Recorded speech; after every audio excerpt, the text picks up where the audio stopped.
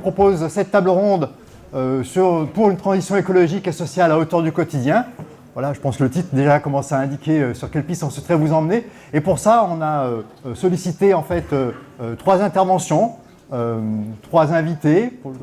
Fatima Ouassa, qui est militante associative et fondatrice du Front de Mer, qui va nous rejoindre là tout de suite.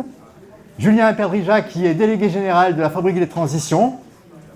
Et puis Jean-Luc Bierski, directeur de la Régie de territoire de Vierzon, qui va former le 3e angle du triangle. Peut-être pour commencer, donc, il y aura une présentation donc, par Fatima dans un premier temps, Julien dans un second temps, et puis ensuite Jean-Luc. Et puis peut-être les uns et les autres réagiront aux propos de ce qu'ils ont entendu. Et puis dans un second temps, 3e temps plutôt, on ouvrira l'échange avec vous au niveau de la salle. D'abord parler rapidement du contexte, parce que je sais que vous le savez aussi bien que moi, et c'est un contexte difficile, je crois que ça a été évoqué tout à l'heure, on est quand même dans une sorte de tunnel pour ce qui concerne les questions de démocratie, notamment de démocratie participative, de participation des habitants, de participation des citoyens, des citoyennes comme on dit. Voilà, je ne sais pas combien on est ici à constater un déni de démocratie même, en particulier pour ce qui concerne les populations qui vivent dans les quartiers populaires, donc ces classes populaires plutôt descendantes de l'immigration africaine qui vivent en périphérie des grandes métropoles. Ces populations-là ont un accès très, très réduit à la parole politique, à la décision politique. Et à mon sens, c'est ce qui empêche une prise en considération satisfaisante de la question écologique, c'est-à-dire le sort de ces populations-là aujourd'hui, le sort de leurs enfants demain. C'est-à-dire voilà, dans quelle mesure ces gens peuvent avoir les moyens de changer le désastre écologique dont ils sont et elles sont les premières victimes, on le sait, et par rapport auxquels ils seront et elles seront les moins adaptés, pour reprendre cette notion d'adaptabilité. Et donc voilà, la question démocratique est à mon sens, doit être à mon sens centrale lorsqu'on pense la question de la transition écologique, de l'écologie politique de manière plus générale. Mon hypothèse, c'est que l'écologie peut devenir un outil de libération pour reprendre du pouvoir voilà, sur son environnement et précisément sur son alimentation et la nourriture, effectivement, j'y reviendrai tout à l'heure. Quelques facteurs à prendre en considération pour dessiner cette transition écologique, cette écologie du point de vue d'une marge, que sont les quartiers populaires. 4 facteurs. D'abord, le travail. C'est une question, à mon sens, qui est sous-cotée, comme on dit.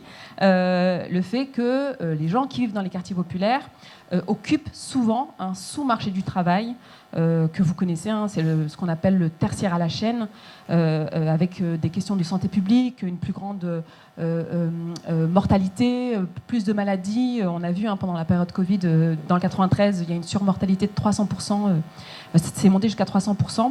Ça a des conséquences évidemment, le travail, sur les rythmes de vie. Donc on a notamment alors, ce qu'on appelle pudiquement les familles monoparentales, donc des femmes souvent qui élèvent seules leurs enfants, qui commencent très tôt le matin, qui finissent tard le soir et donc qui ont des horaires hachés. Évidemment que ça a des conséquences sur les rythmes, sur les conditions matérielles d'existence, notamment de leurs enfants. Les questions d'alimentation aussi. Dans le cadre du projet dont je parlerai juste après, on avait organisé des ateliers autour de la malbouffe dans les quartiers populaires, en prenant en considération notamment les ségrégations et les inégalités socio-spatiales. Le fait que, typiquement à Bagnolet, on a, mais à Montreuil c'est la même chose, on a des quartiers où il y a une offre d'alimentation saine. Sont les quartiers pavillonnaires, les quartiers populaires, en particulier à Bagnolet, peut-être même plus qu'à Montreuil, on a une offre essentiellement de grec, de kebab, de malbouffe, quoi. Et donc on voulait poser la question déjà de prendre conscience de ça et de comment on fait pour mieux manger, pour mieux s'alimenter, etc.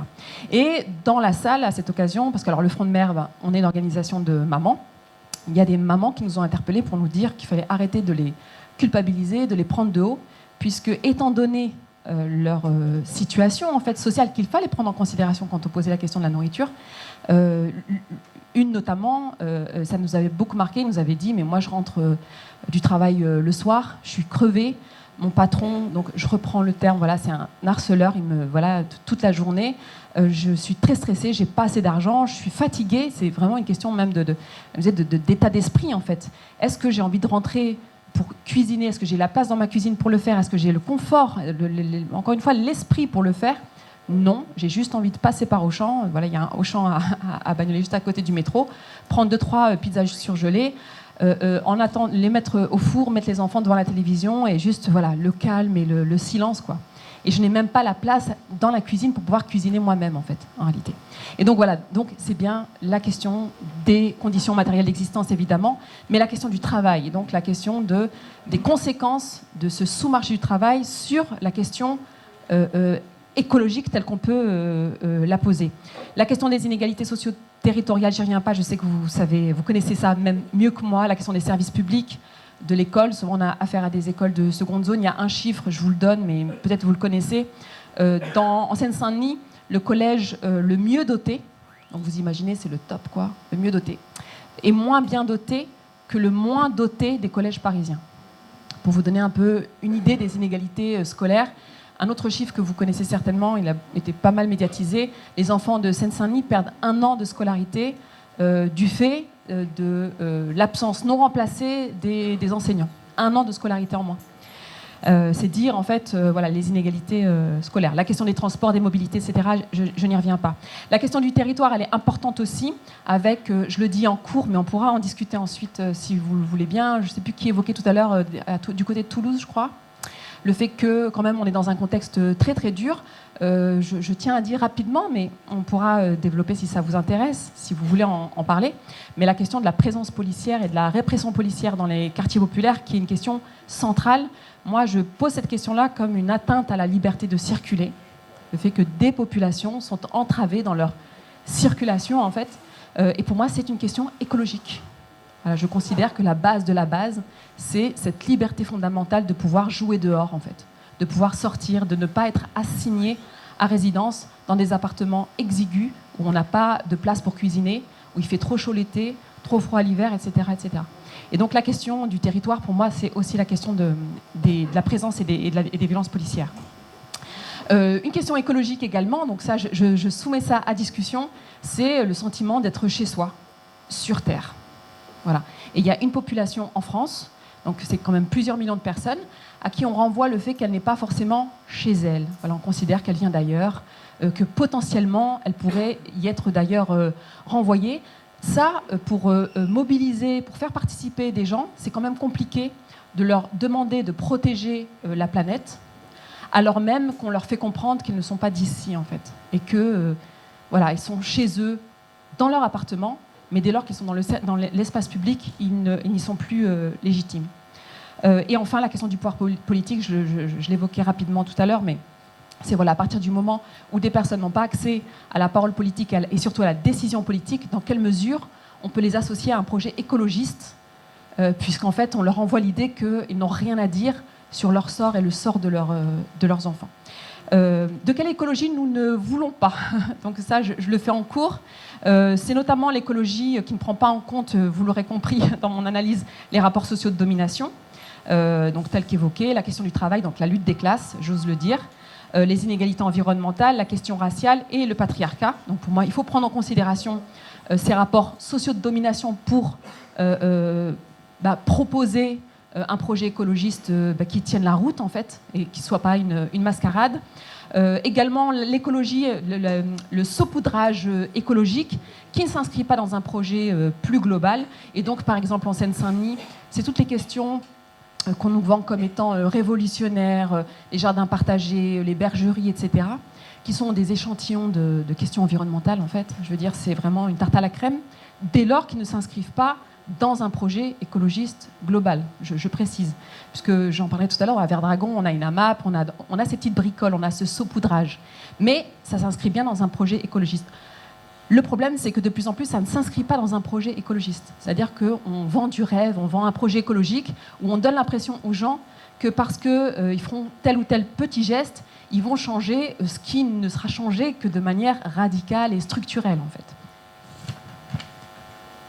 Et puis, l'écologie paternaliste également, on en parlait avec quelques personnes juste précédemment, c'est le fait que des personnes se penchent sur les classes populaires, et en particulier les populations qui vivent dans les quartiers populaires, pour les sensibiliser à la question écologique en leur disant « mais que vous êtes bêtes, vous n'avez pas compris, vous êtes les plus victimes du désastre écologique qui vient, et en réalité, vous êtes les populations qui sont les plus écologistes au sens où vous ne gaspillez pas, au sens où voilà, vous êtes écolo sans le savoir, malgré vous en quelque sorte.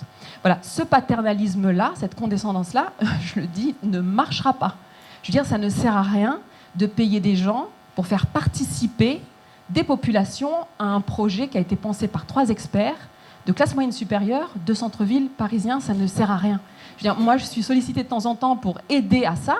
Je leur dis, moi, je veux bien venir aider, surtout, voilà, moi, je suis consultante de métier, mais ça ne sert à rien, je vous dis d'avance que ça ne fonctionnera pas. Je veux dire, les personnes qui ne participent pas à un projet, si elles n'y participent pas, c'est qu'elles ont compris que ce projet ne répondait pas à leurs besoins. C'est tout, ça ne sert à rien d'aller les sensibiliser et d'aller, voilà, d'essayer de les comment dire, les convertir, les civiliser presque à un projet, voilà, qui ne répond pas à leurs besoins. Et cette écologie-là, en tout cas en Seine-Saint-Denis, c'est un projet qui quand même prend de plus en plus de place. Voilà, il y a quelques exemples de projets dont on pourra parler, mais je préfère parler de ce qui marche. Donc j'enchaîne là maintenant sur voilà, ce qui est plutôt porteur d'espoir. Et donc moi je vais vous parler de lutte. Donc effectivement je suis militante, mon discours est militant, assumé comme tel. Je fais partie d'une organisation qui s'appelle le Front de Mer. On a mené des luttes. La bonne nouvelle c'est qu'on en a gagné quelques-unes. En fait on a gagné tout ce qu'on a mené pour l'instant, mais on n'existe que depuis 6 ans. Et voilà, je soumets ça à discussion parce que je pense que, et on en avait discuté un petit peu en amont, ce qui peut être intéressant c'est voilà, qu'est-ce qui peut faire que ça fonctionne en fait. Qu'est-ce qui peut faire qu'on gagne, qu'est-ce qui peut faire que enfin, après des décennies et des décennies d'échecs, en réalité, dans la classe populaire, enfin, on aboutisse à quelques victoires. Alors, 3 luttes emblématiques. La première, c'est l'alternative végétarienne. Et c'est pour dire l'écologie qu'on défend. C'est parti, en fait, d'un problème quotidien, concret. Les enfants, certains enfants, dans les cantines scolaires de Bagnolet, n'avaient pas accès à un repas équilibré parce que ces enfants ne mangeaient pas de viande à la cantine. Quelle que soit la raison. Je ne rentre pas dans la problématique des raisons pour lesquelles ils ne mangeaient pas. Je dis simplement que des enfants n'avaient pas accès à un repas équilibré. Donc ça pose la question de l'égalité de traitement, de la justice sociale. C'est une question environnementale. Il y a la question de la lutte contre la maltraitance animale, puisqu'on sait la lutte contre la maltraitance animale et la question environnementale d'ailleurs, puisqu'on sait à quel point les élevages industriels ont des conséquences sur le dérèglement climatique, et ce n'est pas une sous-question. C'est une vraie question qu'il faut se poser. Greenpeace, par exemple, prévient que dans quelques années, on sera tous et toutes amenés de toute façon à réduire drastiquement notre consommation de viande. Et ce sera quelques fois par an. C'est ce qui va arriver bientôt. Donc en réalité, voilà, c'est avant tout une question écologique. Un parent, une maman au départ, et ensuite 8 mamans ont essayé de poser cette question-là de l'alternative végétarienne pour régler le problème en fait. En disant, nous on a une idée, ça va régler le problème pour tout le monde et ça va répondre à des enjeux fédérateurs. C'est-à-dire, enfin, quelque chose qui ne va pas cliver, qui ne va pas fracturer dans des villes, encore une fois, qui sont gentrifiées. On a quartier pavillonnaire, quartier populaire. Là, ça va mettre tout le monde d'accord. Voilà, c'est une mesure, un dispositif de progrès social et écologique. Ça, évidemment, ça s'est pas fait... Enfin, évidemment, je ne sais pas si ça s'est pas fait facilement parce qu'il se trouve que les personnes qui étaient là au départ, je le dis tranquillement, sont d'origine immigrée, sont musulmanes, et du coup elles ont été renvoyées au débat de l'époque. Donc ce que je vous dis, c'était 2016, et donc communautarisme. En fait, elles font semblant de vouloir l'alternative végétarienne, mais en fait c'est le halal qu'elles veulent. Je ne sais pas si ça vous dit quelque chose. Il y a eu un débat similaire avec la ville de Lyon qui a montré un peu l'ampleur de l'irrationalité en la matière. L'irrationalité en question, on l'a subie nous en 2016. Et donc vraiment, malgré tout ce qu'on pouvait défendre, on a été renvoyés, on a été étiquetés voilà, comme communautariste, etc. Et donc ça n'a pas été facile, mais on a gagné au bout de 5 ans. Et donc c'est de ça dont je voulais parler. Alors les raisons, c'est le collectif. C'est comment on sort en fait d'une demande individuelle d'un parent vis-à-vis de l'école. En l'occurrence, c'est pas l'école, c'est la collectivité territoriale, la ville, puisque c'est elle qui gère la maternelle et la restauration scolaire en maternelle et en primaire. Et donc, c'est voilà, ce parent-là, à quel moment il sort de son rapport à l'institution en mettant une petite affiche et en disant aux autres parents, venez, on va discuter de restauration scolaire. Et donc voilà, c'est les 8 parents dont je vous parlais. Donc ça a commencé avec 8 parents. Et alors la stratégie qui a été mise en place, parce qu'il faut de la stratégie. Voilà, ça, il faut assumer de dire, voilà, il faut être stratégique, mais je pense que vous le savez tous là où vous êtes, mais y compris pour des parents, pour des citoyens lambda, en fait, il faut assurer ce côté Game of Thrones, en fait, voilà, et pas le laisser en plus aux hommes. Voilà, des femmes peuvent aussi réfléchir en fait à comment elles mènent leur lutte.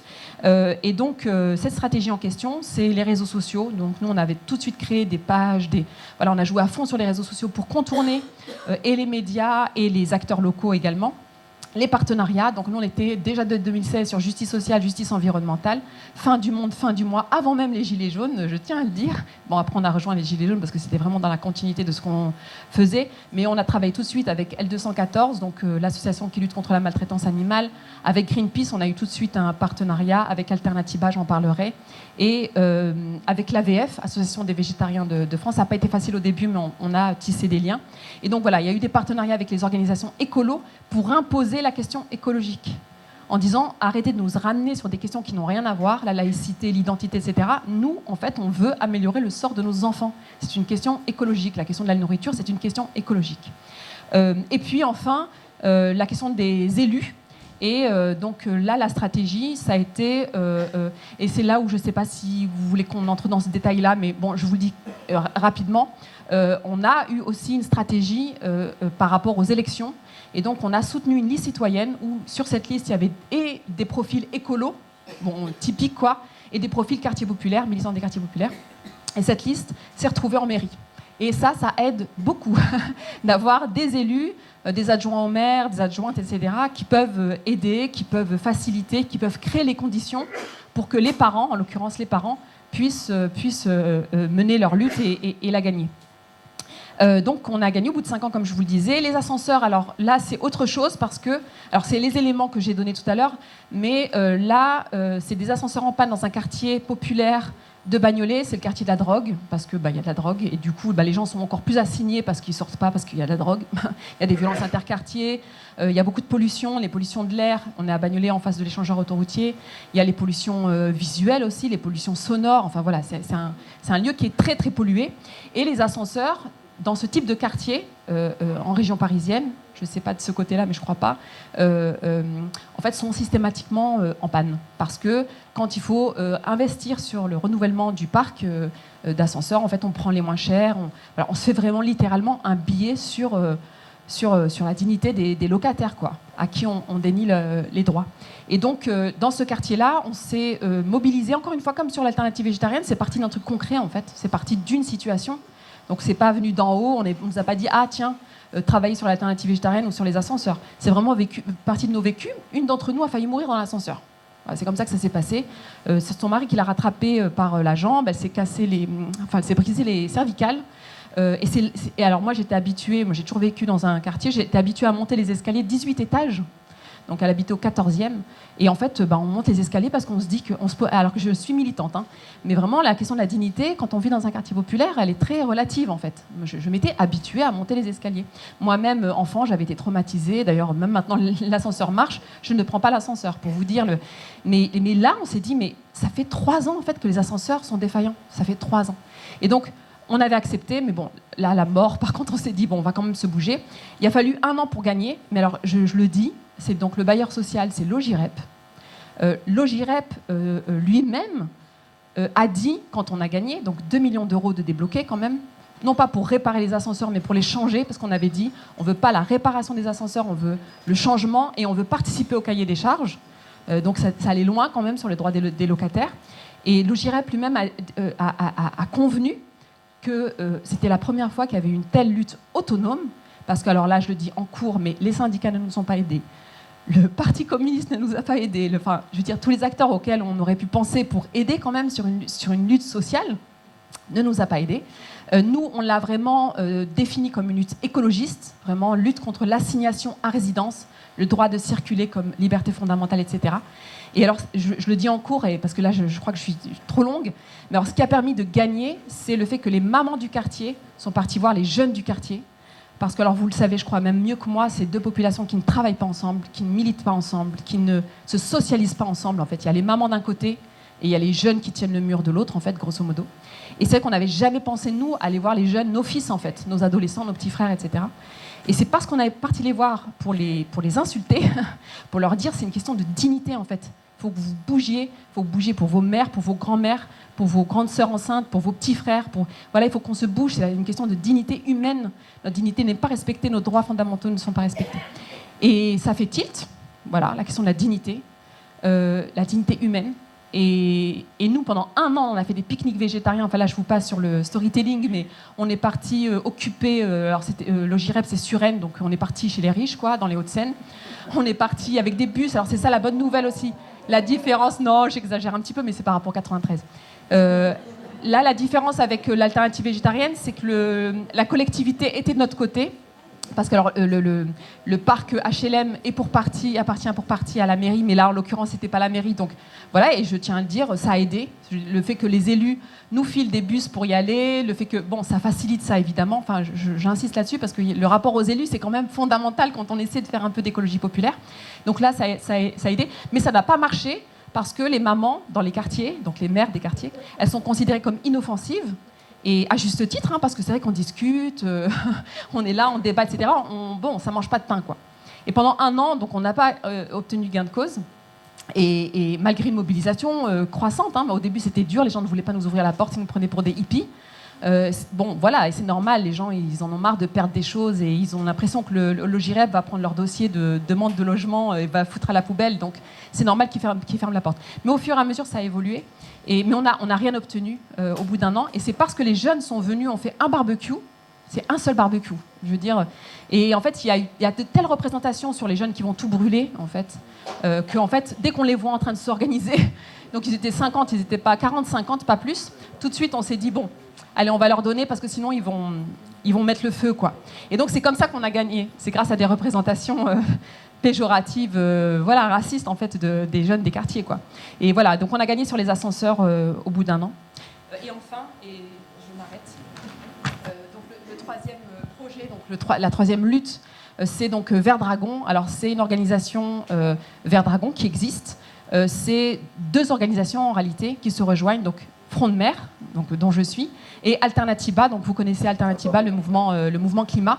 Et ça faisait des années qu'on travaillait ensemble et qu'on avait envie de mettre en œuvre en fait cette idée d'alliance des luttes, cette idée de justice sociale, justice environnementale. Enfin, ça faisait des années qu'on se disait, mais au-delà des mots et au-delà de la théorie, voilà, c'est comment en fait on s'y frotte et comment comment c'est compliqué en fait, comment c'est difficile, etc. Je peux témoigner que c'est très difficile de faire travailler 2 organisations qui n'ont pas la même culture institutionnelle. Justice sociale et justice environnementale, c'est pas vrai, c'est pas la même chose. Ça, je peux le dire encore plus aujourd'hui que l'année dernière, parce qu'on a inauguré l'année dernière. L'écologie et la question sociale, franchement, concrètement, ça n'est pas la même chose. Ce ne sont pas les mêmes représentations, on ne lutte pas pareil, ce n'est pas les mêmes enjeux, parfois les enjeux sont antagonistes, c'est très très difficile. Et ça, on voulait s'y essayer. Et donc on a inauguré Vert Dragon. Donc déjà, on a réussi à l'avoir, déjà, c'est pas rien, c'est 1000 m², c'est à la lisière entre Montreuil et Bagnolet, c'est en face du parc départemental, donc vous l'avez vu. Donc déjà, voilà, je passe sur comment on a réussi à l'avoir. Franchement, on a été malin, on a été stratège, etc. On a réussi à avoir donc ce lieu-là. Vous l'avez vu, il y a une AMAP, il y a une école. Alors c'est pas une école alternative, on fait du soutien scolaire tout simplement. Il y a un écrivain public, c'est-à-dire qu'on répond à tout. Ça, vous connaissez tout ça, aux urgences des gens, en fait. C'est les besoins des gens. On n'a pas été leur inventer des histoires d'écologie qui vient du haut et où on réfléchit à leur place et on leur dit ce qui est bien. On part de quoi vous avez besoin, de quoi on a besoin. Le Front de Mer, c'est une organisation de mamans des quartiers populaires, donc on regarde déjà ce dont on a besoin nous. Et alors, ce qu'il y a en plus donc, de tout ce qui existe déjà dans les centres de quartier, ce qui existe aussi dans vos lieux, c'est donc cette idée d'écologie, donc écologie populaire. Et par exemple, voilà, il y a un truc qu'on a organisé l'année dernière qui a très très bien marché, c'est le rapport du GIEC. L'année dernière, vous vous souvenez, c'était publié en août. Et donc, c'est passé complètement inaperçu. Et en fait, on a profité, il y avait une petite brèche, parce que alors il y a beaucoup de gens à Bagnolet, dans les quartiers populaires de Bagnolet, qui sont d'origine africaine, évidemment, algérienne en particulier. Et je ne sais pas si vous vous souvenez, l'année dernière, il y a eu des incendies, beaucoup d'incendies en Afrique, en particulier en Afrique du Nord, en Algérie. Et là, tout à coup, moi j'ai vu des vieux du quartier, pour la première fois, ils s'intéressaient à la question climat. Et regardaient sur Google Earth pour voir si leur village avait été incendié, ou même le village du pays d'à côté. Enfin, il y avait tout à coup, voilà, on se sent de cette terre-là, en fait. C'est pour ça que je disais tout à l'heure, voilà, c'est les gens, pour qu'ils se sentent portés, investis par la question écolo, il faut qu'ils se sentent appartenir à la terre. Voilà. Et là, ils se sentaient appartenir à cette terre là-bas, en fait. Donc on a utilisé ça, on a fait venir des climatologues du GIEC, donc c'était vraiment la grande classe internationale, on a fait une grande conférence et tout, mais dans le quartier. Et on a fait venir aussi des gens d'Algérie, d'ailleurs, qui ont parlé, voilà, des gens de Liège, des gens, parce qu'il y avait eu aussi des inondations là-bas. Et ça a vraiment très, très bien marché. Il y avait des ateliers pour les jeunes, on a fait des fraises climat, on a fait... Voilà le type de projet qu'on fait, en partant vraiment du bas. Il y a des corrections à faire. Là, par exemple, on a organisé un festival écoféministe, c'était le week-end il y a 15 jours. Et il y a des loupés, mais c'est très bien, nous, on veut se tromper, en fait. Et on se donne 3 ans, 6 ans pour avoir un petit peu de recul sur ça et voir comment ça marche. Par exemple, on s'est loupé sur la nourriture. Alors, j'en ai pas suffisamment parlé, mais la nourriture, elle est centrale à Verdragon, il y a tout le temps à manger. C'est gratuit, il y a tout le temps. Enfin, c'est gratuit, je veux dire, on fait nous-mêmes, etc. On amène. On a un super partenariat, par exemple, ça c'est important aussi avec Biocop, qui nous fournit les super produits, etc. Et on cuisine. Et alors, on a eu un loupé, c'est que... Alors, on a organisé le festival avec Extinction Rébellion, que vous connaissez. Et en fait, qui est venu avec sa logique d'Extinction Rébellion, donc de Paris vers Bagnolet, et qui a proposé un banquet avec plein de nourriture de très bonne qualité, bio, etc. etc. Et ça n'a pas du tout marché. Et c'est vrai qu'on s'est rendu compte, en fait, donc là, c'est une correction pour la suite, qu'en fait, dans le quartier, là où on est, là, à Bagnolet, dans le quartier de la Noue, les gens mangent mieux que les gens d'Extinction Rébellion, en fait, en réalité. Non, mais vraiment, ils cuisinent mieux.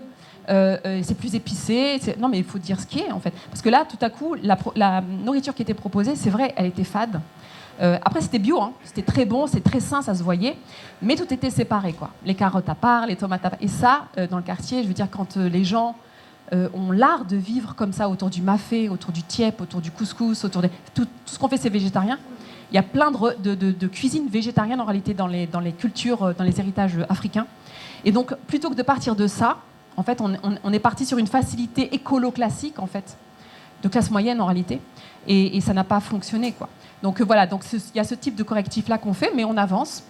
Il y a une exposition autour des luttes anticoloniales, féministes, écologistes, etc., qui est là, qui s'appelle Feu Continu, qui est là, si ça vous intéresse, pour les personnes qui sont du coin, qui est là jusqu'à la mi-juillet, parce que les questions de transmission, c'est aussi important pour nous.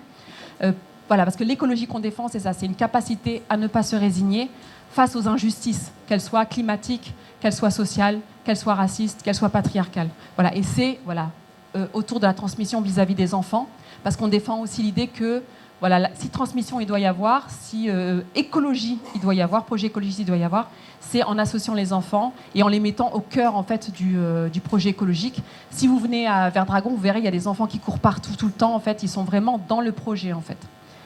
Voilà, j'étais super longue, je crois. Désolée.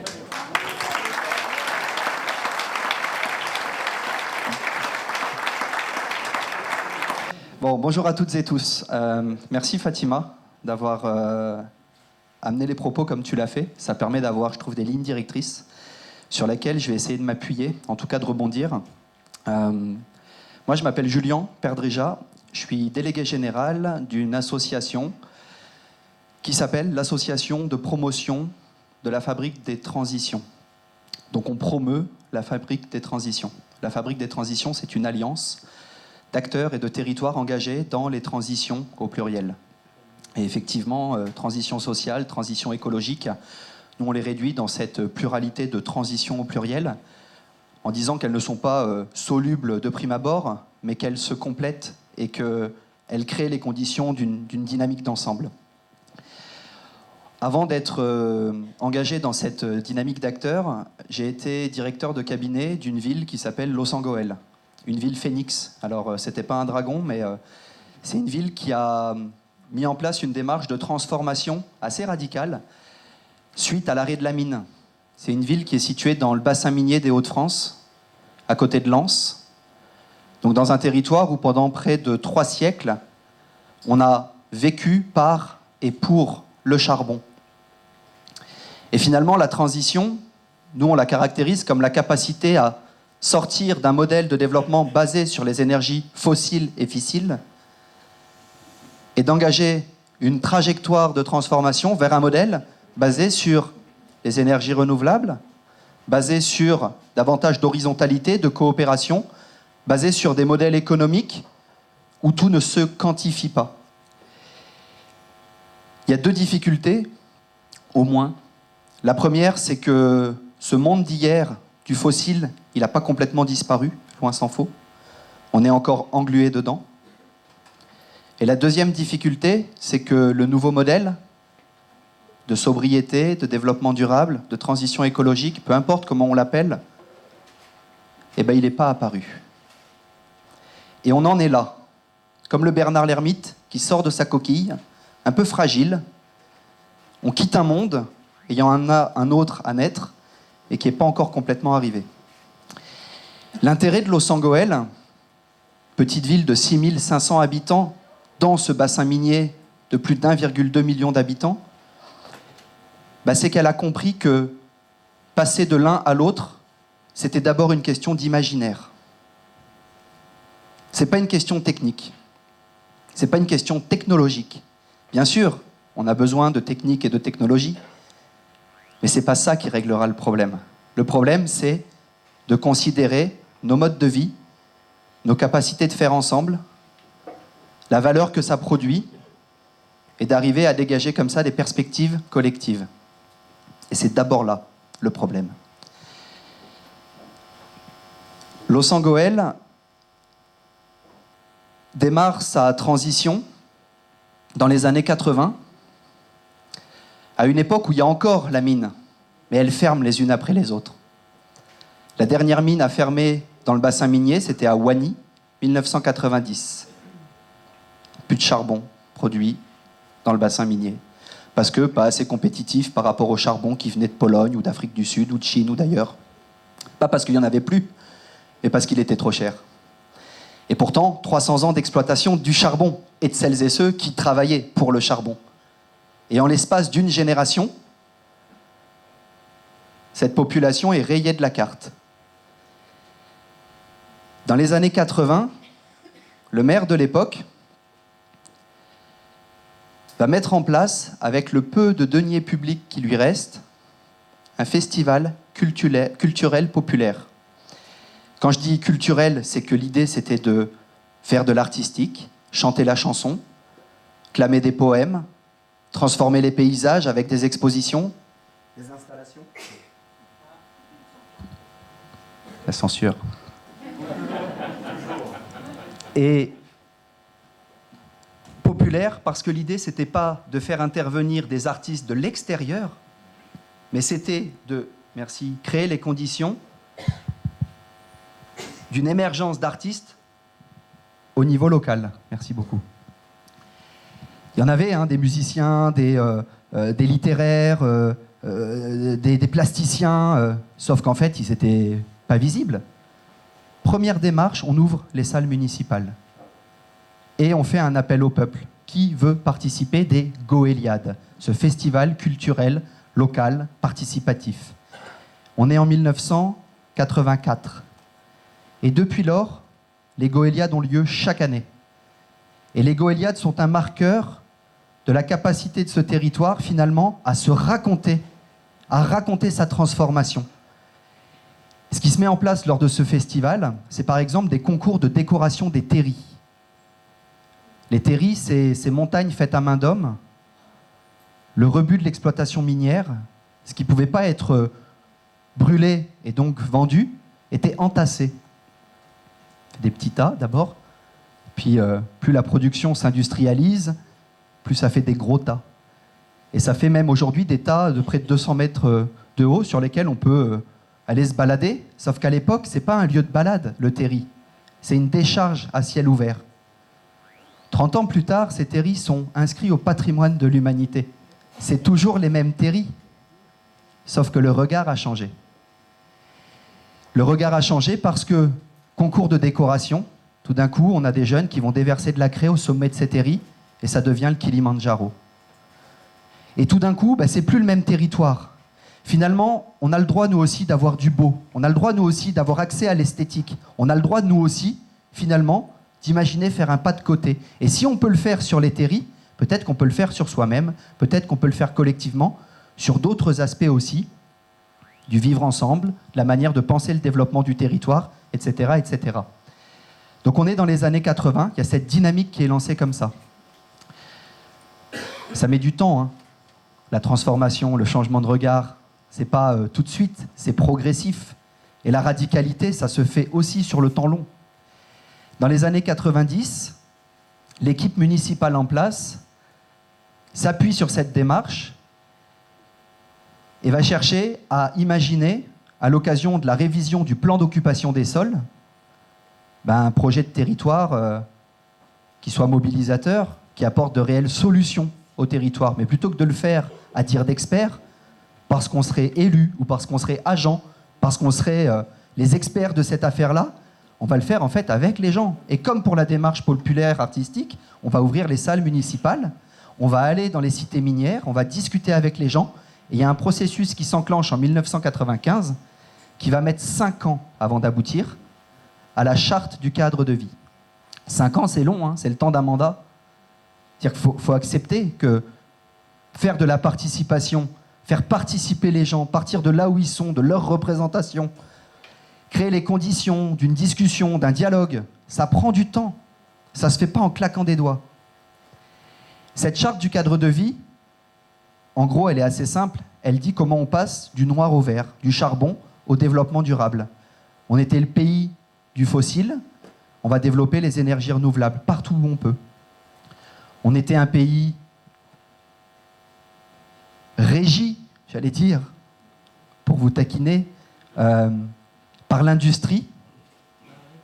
On va développer le participatif. Et finalement, des formes de régie locale, populaire, organisée. On est un pays noir, dévasté. Le sol de la mairie a fait 15 mètres à travers les âges.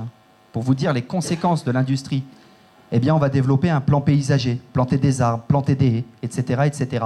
Et cette charte du cadre de vie, elle n'a aucune valeur légale. Aucune.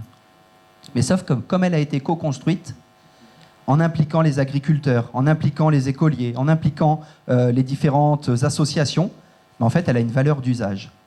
Et aujourd'hui, elle est encore le socle sur lequel Losangoël se base pour penser son développement. Elle va être actualisée dans les années qui viennent, mais c'est encore un document fondateur. Et le plan d'occupation des sols s'est inspiré de cette dynamique-là pour ensuite cristalliser dans le document d'urbanisme le mode de développement du territoire, les parcelles à réserver à l'agriculture, les parcelles à urbaniser, etc., etc. J'accélère un petit peu sur l'histoire. Tu me fais pas signe, donc c'est que je suis pas encore à la moitié du temps. Dans les années 2000-2001, Jean-François Caron, le maire actuel, est élu à 60 et quelques % des voix. C'est lui qui a mené, en tant que conseiller municipal, le processus participatif de rédaction de la charte. Et il va décider d'accélérer fortement sur la question de la transition écologique et sociale. Fort de cette charte du cadre de vie, qui donne un cap, qui a mobilisé des tas d'acteurs, et donc le mandat, il est clair. Et ce sur quoi il va insister fortement, c'est l'implication des citoyens. C'est-à-dire que l'objectif à ce moment-là, c'est plus de le faire à tout va, de manière un peu brouillonne, comme ça a pu être le cas au début, mais il faut bien commencer quelque part. On disait droit à l'erreur. Ouais, tout n'a pas marché du premier coup. Les premières réunions publiques, elles n'étaient pas super spontanément participatives. Donc c'est un processus lent qui se met en place. Mais quand on décide d'accélérer à ce moment-là, l'idée c'est d'arriver à déployer au maximum cet enjeu de la participation citoyenne. Et en fait, Losangoël à ce moment-là va développer une approche qui est au fondement de l'éducation populaire. Hein. C'est partir des gens de là où ils sont, de là où ils sont. Et de se dire que la mairie n'a pas le monopole de l'intérêt général. C'est-à-dire que n'importe qui, n'importe quand, sans passer par des processus bureaucratiques, peut venir déposer, proposer une idée, un projet. Alors, on est une petite ville, hein, une centaine d'agents, une trentaine d'élus, 6500 habitants, ça se fait à petite échelle. Malgré tout, ça peut être l'échelle d'un quartier d'une grande ville de France. Donc, si on pense en articulation d'échelle, c'est pas réservé aux petites villes. Ça peut être déployé dans les quartiers. Ça peut être déployé dans les arrondissements. Ce processus-là, on l'a qualifié de 50-50. C'est notre côté américain. Los Angeles, ça évoque parfois Los Angeles. Alors voilà, c'était un côté les ch'tis au soleil. Le 50-50, c'est de dire, OK, vous avez le droit, n'importe quand, n'importe qui, de proposer une idée, mais vous avez le devoir de co-construire la solution que vous proposez. C'est-à-dire qu'on est dans une logique de responsabilisation. Nous, en tant qu'institution locale, ça va nous faire bouger, parce que c'était peut-être pas au programme de mettre en place un aménagement d'un espace vert dans tel quartier. Mais OK, on va regarder comment on peut le faire. En contrepartie, vous allez mobiliser dans votre quartier vos voisins, les assos du quartier, et vous allez faire en sorte que la dynamique collective puisse prendre. Et le 50-50, c'est pas on donne de l'argent, vous faites, vous avez bien compris. C'est la logique de se donner mutuellement les clés d'une réalisation partagée. Bon, et on en a développé plein comme ça. Je peux donner un exemple qui est intéressant. On a refait les routes, enfin les chemins ruraux avec les agriculteurs. Les agriculteurs nous demandaient de refaire les chemins parce qu'ils passent avec leur labour et ils oublient de lever la charrue quand ils repassent sur la route. Et en fait, ça défonce tout le chemin.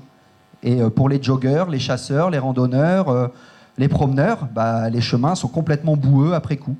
Et les agriculteurs, eux-mêmes, en pâtissent parce qu'après, ils n'arrivent plus à passer. Donc, ils demandent à la mairie de refaire les chemins. Et on leur a dit, non, on ne va pas refaire les chemins. 50-50. Est-ce que vous êtes prêts à vous engager avec nous pour mettre en place ce chantier ? Le chantier a été supervisé par notre directeur des services techniques. En plus, il était chasseur, donc en lien très étroit avec les agriculteurs, donc ils étaient contents de se retrouver.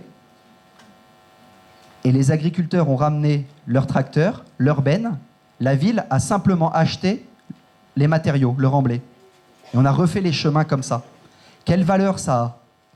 Ça a la valeur non seulement d'avoir économisé 70% de l'enveloppe qu'il aurait fallu débourser si on avait fait faire par un bureau d'études et une entreprise de génie civil, mais surtout, ça a généré de la confiance, ça a généré de l'interconnaissance, et ça a planté des graines, pour reprendre l'expression, qu'on pouvait faire autrement. Et après, on a lancé, par exemple, toute une démarche avec eux de production alimentaire bio, alors que ce sont des agriculteurs conventionnels et qu'ils n'étaient pas spontanément enclins à développer la bio. Ce que je veux dire par là, c'est que l'implication des citoyens, la participation des acteurs, en fait, c'est un ferment de transition au sens systémique, au sens où ça fait bouger les gens, leur représentation, mais surtout, ça leur donne une capacité d'aller plus loin ensuite. Mais pour ça, il y a des conditions collectives, d'éthique, de méthode, et il ne suffit pas de clamer la participation pour qu'elle se réalise. Moitié, très bien. Alors, Jean-François Caron est élu maire en 2001 à 60 et quelques %. En 2008, après ce processus participatif très poussé, il est réélu à 82,1% des voix. Il a pris 20 points. Dans un pays où l'écologie, c'est pas vraiment monnaie courante, quoi. Le bassin minier, je ne l'ai pas dit, mais c'est gouverné depuis toujours par le Parti socialiste et par le Parti communiste. Et l'opposition naturelle qui ressort, c'est l'extrême droite. Parce que la droite n'existe pas.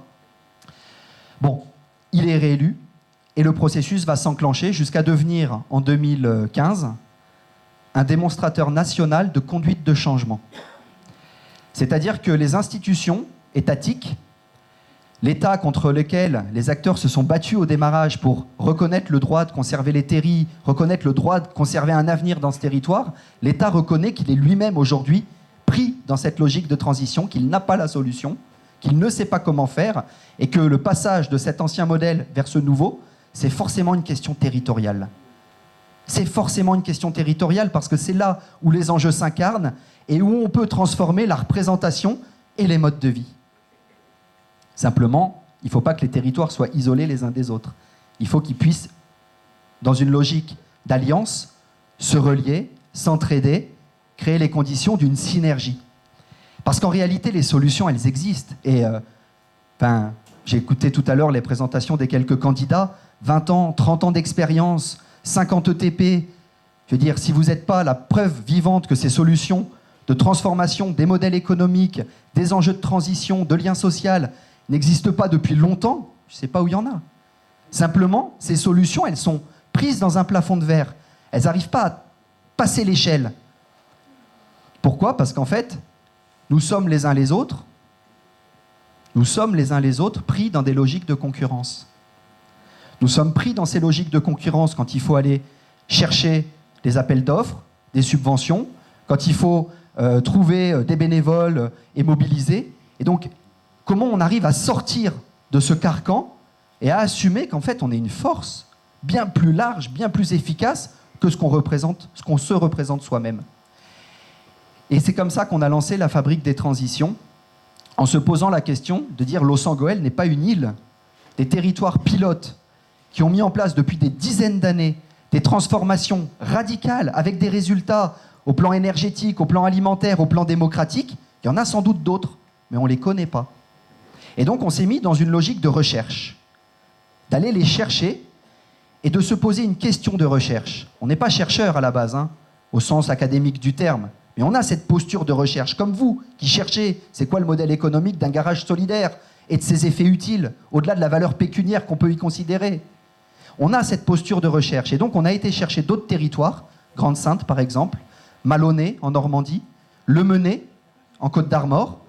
Et on a mis en place un processus dans lequel on a interrogé les élus, les agents de ces collectivités et des opérateurs économiques, des acteurs socio-économiques, ça veut dire des agriculteurs, des entreprises, des assos, qui venaient dans ce processus pour réfléchir ensemble aux conditions qui avaient fait leur succès. Le Menez, c'est 50 ans d'expérience en termes de transition. Ils ont quasi inventé les premières unités de méthanisation et de parcs éoliens participatifs en France. Mais on ne le sait pas. Voyez ? S'intéresser non pas aux bonnes pratiques, mais s'intéresser aux conditions qui génèrent la bonne pratique. C'est-à-dire s'intéresser aux invariants, aux principes directeurs sur lesquels on peut s'appuyer pour conduire des démarches de transformation radicales, mais qui prennent du temps. Et on en a trouvé 4. D'abord, et c'est assez simple à dire, c'est beaucoup plus compliqué à faire, et je suis sûr que vous êtes confrontés à ça au quotidien, créer les conditions d'engagement. Créer les conditions d'engagement de celles et ceux avec qui on doit agir, mais aussi créer les conditions de son engagement personnel sur le temps long. C'est-à-dire de ne pas se retrouver piégé à la force peut-être d'un militantisme au détriment de sa santé, qui fasse qu'en fait, on arrête, on se désengage, parce que c'est trop dur, parce que c'est trop compliqué. Et il y a les burn-out, et il y a tous ces risques psychosociaux dans nos organisations de travail. Donc, créer les conditions d'engagement sur le temps long, et créer les conditions d'accueil des formes d'engagement, mais qui ne sont pas les mêmes que les siennes. Un engagement, ça peut être antagoniste. Quand on met en place un projet, on peut lever des résistances.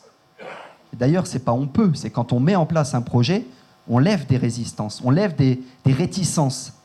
Comment on fait pour s'appuyer sur ces formes d'engagement et mettre en place des démarches collectives ? C'est le premier principe. Par exemple, une pétition à Loos-en-Gohelle, on adore ça. Une pétition qui vient râler contre la mairie, c'est génial. Pourquoi ?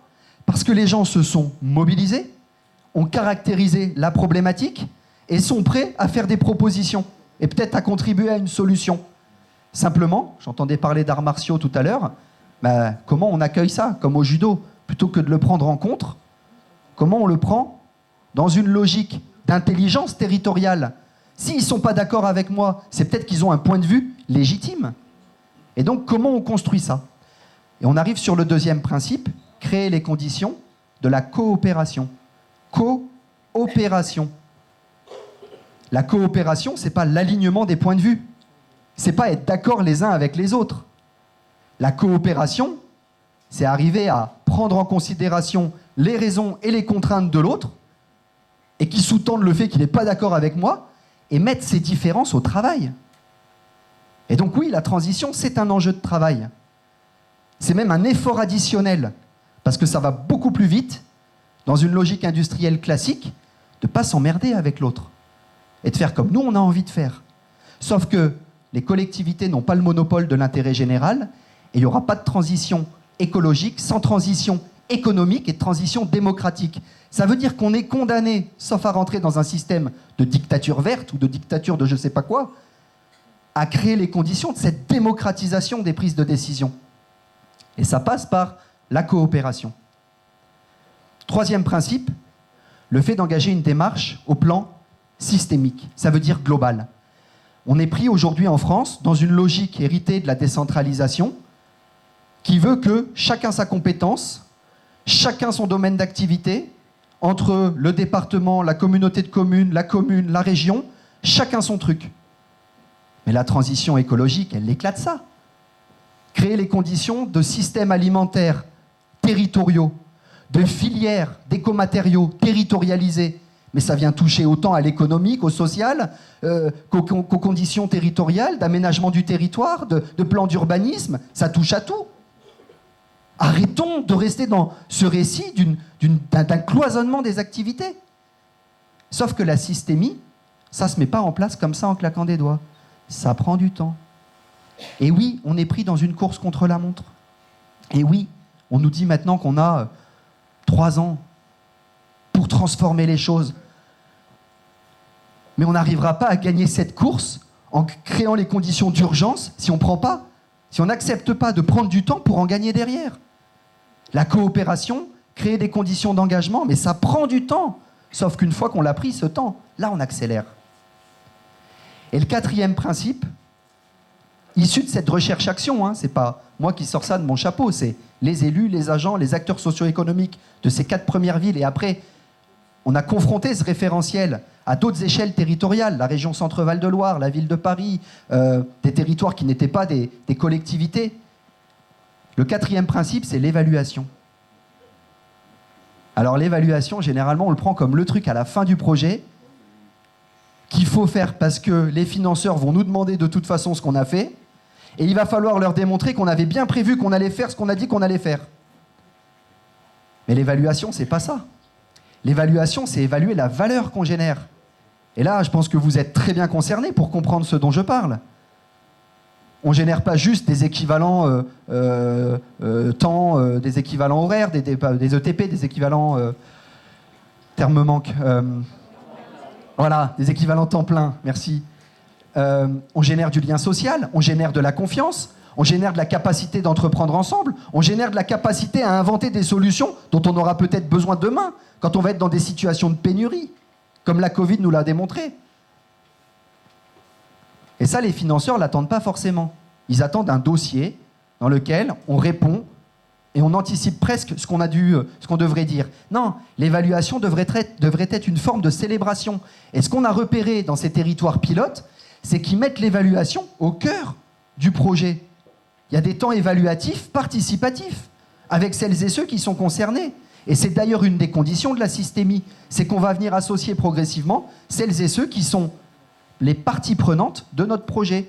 Et les parties prenantes, ce n'est pas forcément les bénéficiaires. Ça peut être aussi des personnes impactées négativement. Tiens, je monte un projet de développement économique sur le territoire. A priori, c'est une bonne intention, ça répond à un besoin, mais je rentre en concurrence avec une entreprise locale.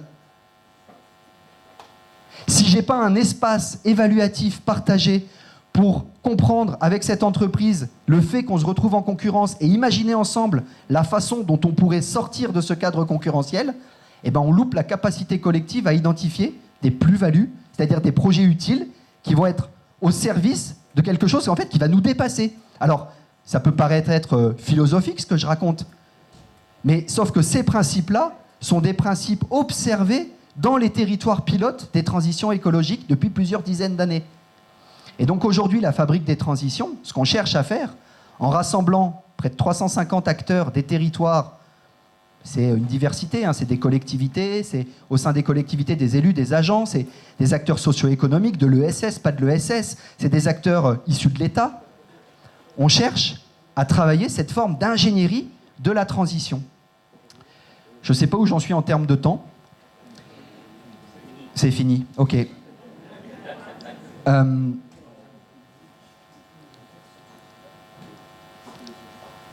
Du coup, peut-être juste un mot de conclusion pour vous inviter à imaginer, ou à me partager, quand on aura peut-être fini la conférence, à quel moment vous vous êtes retrouvé en situation d'animer, d'organiser ce qu'on appelle un écosystème coopératif territorial. C'est-à-dire de prendre en charge, en tant que régie, et c'est peut-être votre lot quotidien, vous allez me dire, cette capacité à agencer une diversité de points de vue, une diversité d'acteurs.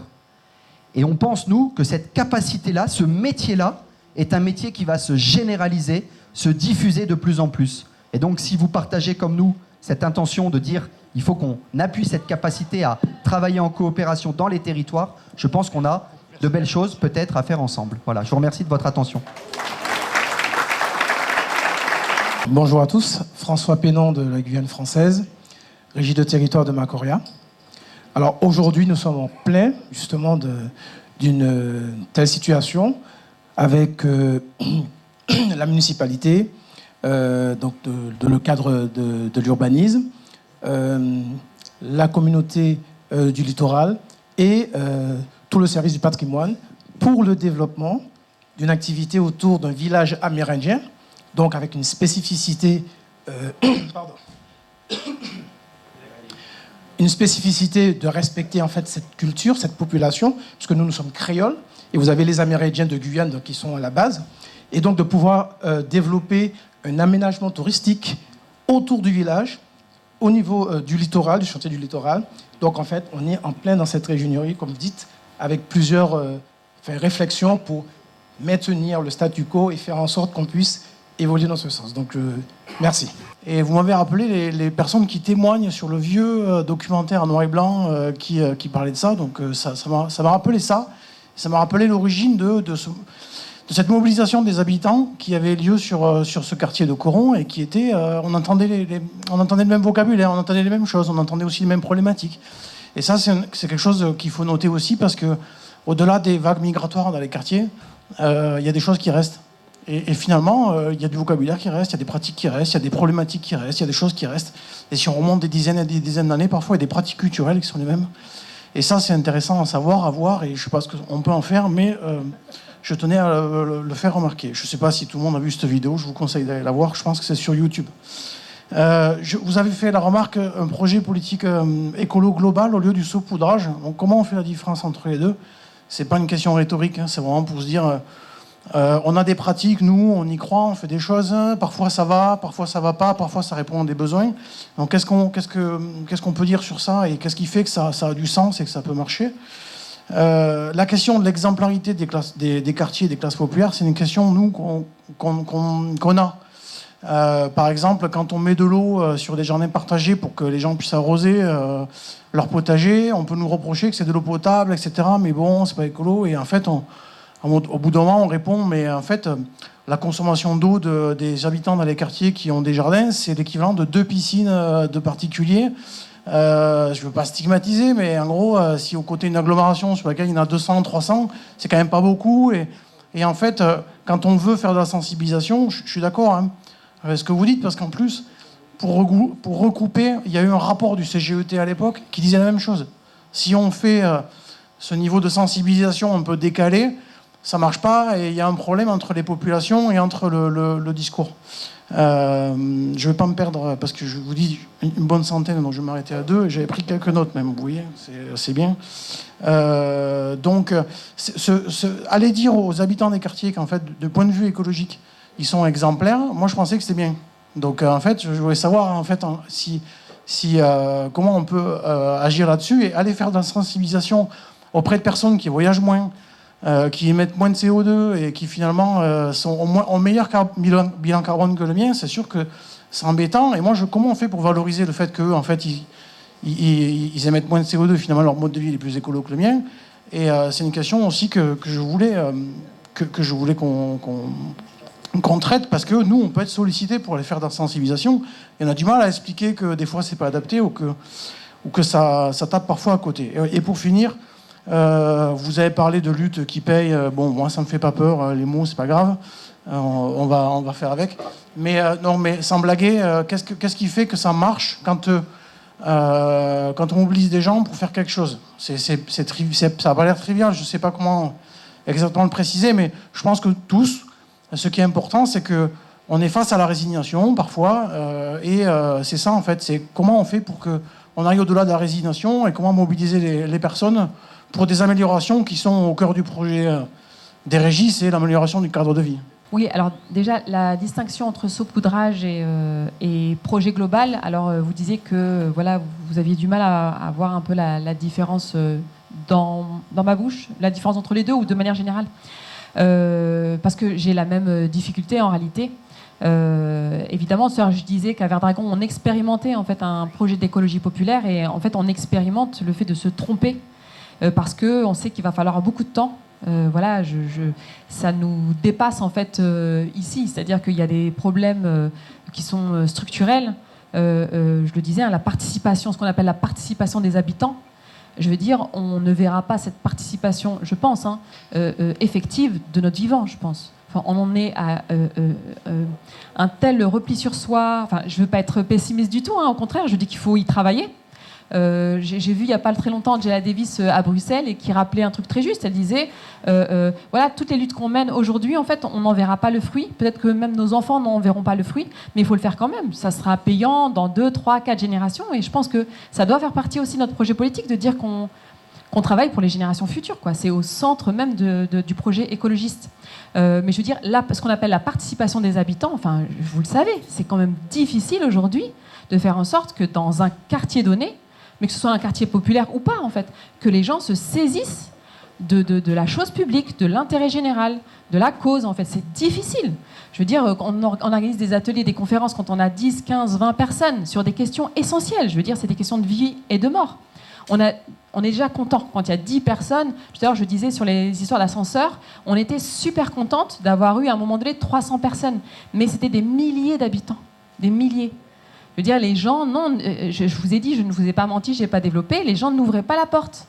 Et il y a des vraies raisons structurelles. Je l'ai dit rapidement, hein, mais le fait qu'on habite au 14e étage, il y a une personne en situation de handicap à la maison, il y a un sans-papier, il y a une femme qui est enceinte, et que ça fait 10 ans qu'on attend pour descendre de quelques étages pour avoir l'appartement au rez-de-chaussée, c'est sûr que les gens réfléchissent à 2 fois avant d'aller se balader avec des hippies, avec des gauchistes, etc., etc. Non, mais je veux dire, il y a un vrai calcul en fait qui est fait, mais comme dans les usines à l'époque, voilà, syndicales, où effectivement des gens calculaient et se disaient bon bah ça gagne, je récupère le truc, ça ne gagne pas, au moins mon dossier reste en haut de la pile. Donc voilà, et ça c'est structurel. Je veux dire, je ne sais pas si j'ai utilisé le mot, mais vous le savez comme moi, je veux dire le niveau local. Malgré toutes les bonnes volontés, toutes les choses très positives qui peuvent s'y passer hein, dans ce niveau territorial, je veux dire, c'est quand même gangréné, et je pèse mes mots, par un système clientéliste, électoraliste, qui laisse quand même peu de place à l'engagement militant, à l'enthousiasme associatif, etc. Je veux dire, il y a très très peu d'associations en fait qui peuvent aller jusqu'au bout d'une sincérité, d'un engagement, etc. Voilà, donc tout ça est structurel. Alors, je vais prendre un exemple sur cette distinction saupoudrage projet global. C'est la MAP. Donc je vous ai dit, on a une AMAP. Nous. On a une AMAP depuis l'année dernière. Donc ça fait longtemps qu'on voulait une AMAP. Et pour tout vous dire, on a voulu une AMAP alors qu'on savait que ça ne servait à rien. Voilà. L'AMAP, ça ne sert à rien sur une échelle macro.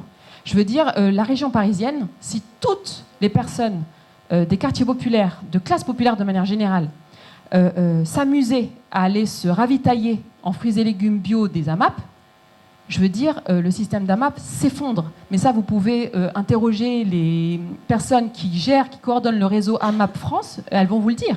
Elles vont vous dire précisément, c'est horrible, hein, mais c'est un dispositif de classe.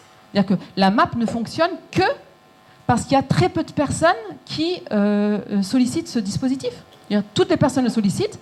Évidemment qu'on ne produit pas aujourd'hui en France, en quantité suffisante, de la bonne nourriture. La bonne nourriture, aujourd'hui, telle qu'elle est produite, étant donné notre système de production, en fait, elle n'est produite que pour une élite, en fait, une toute petite partie de la population. Je veux dire, donc, la MAP, en fait, on est, voilà, le jour où à Bagnolet, les gens qui habitent à Bagnolet dans les quartiers populaires ou à Montreuil viennent dans notre AMAP et dans les autres AMAP du coin, bah évidemment, il n'y aura pas assez pour tout le monde. Il n'y a pas assez d'offres par rapport à la demande. Et donc, fondamentalement, en fait, donc derrière la map, nous, ce qu'on vise, alors vous disiez, moi, j'ose le mot lutte, ça vous fait pas peur et tout. Bon, bah pardon, moi, j'ose le mot capitalisme, en fait. Le vrai gros problème aujourd'hui, quand on parle de nourriture, c'est la manière dont on produit et la manière dont on consomme. C'est ça qu'il faudrait radicalement remettre en question. Je veux dire, après, ça ne veut pas dire qu'on va y arriver, mais pour moi, ça veut dire qu'il faut y travailler. Et donc, y travailler, il faut faire sa part, quoi. Donc, nous, on fait notre part avec une AMAP. Et donc, ça nous montre à quel point, voilà, c'est vicié, à quel point cette manière de produire de la nourriture est viciée, cette manière de consommer, c'est vicié. Déjà, ça nous permet de toucher en chair et en os une maraîchère, déjà. Et donc, pour les gens qui vivent dans les quartiers populaires, qui viennent de quelques générations précédemment d'Afrique, des campagnes africaines, etc., voilà, une maraîchère, c'est un truc incroyable. C'est quelqu'un qui produit et on ne veut pas payer Auchan et Carrefour, etc. On ne veut pas d'intermédiaire, etc. Donc, ça nous permet quand même de toucher du doigt, en fait, ce système de production et de consommation auquel on pourrait aspirer, voilà, pour pouvoir manger bien, etc. Voilà, exactement. C'est un projet d'éducation populaire. C'est en allant, etc., etc. Je vais vite parce que je suis super longue pour répondre. Je suis désolée. Sur la sensibilisation, sur l'exemplarité des populations, d'une population donnée.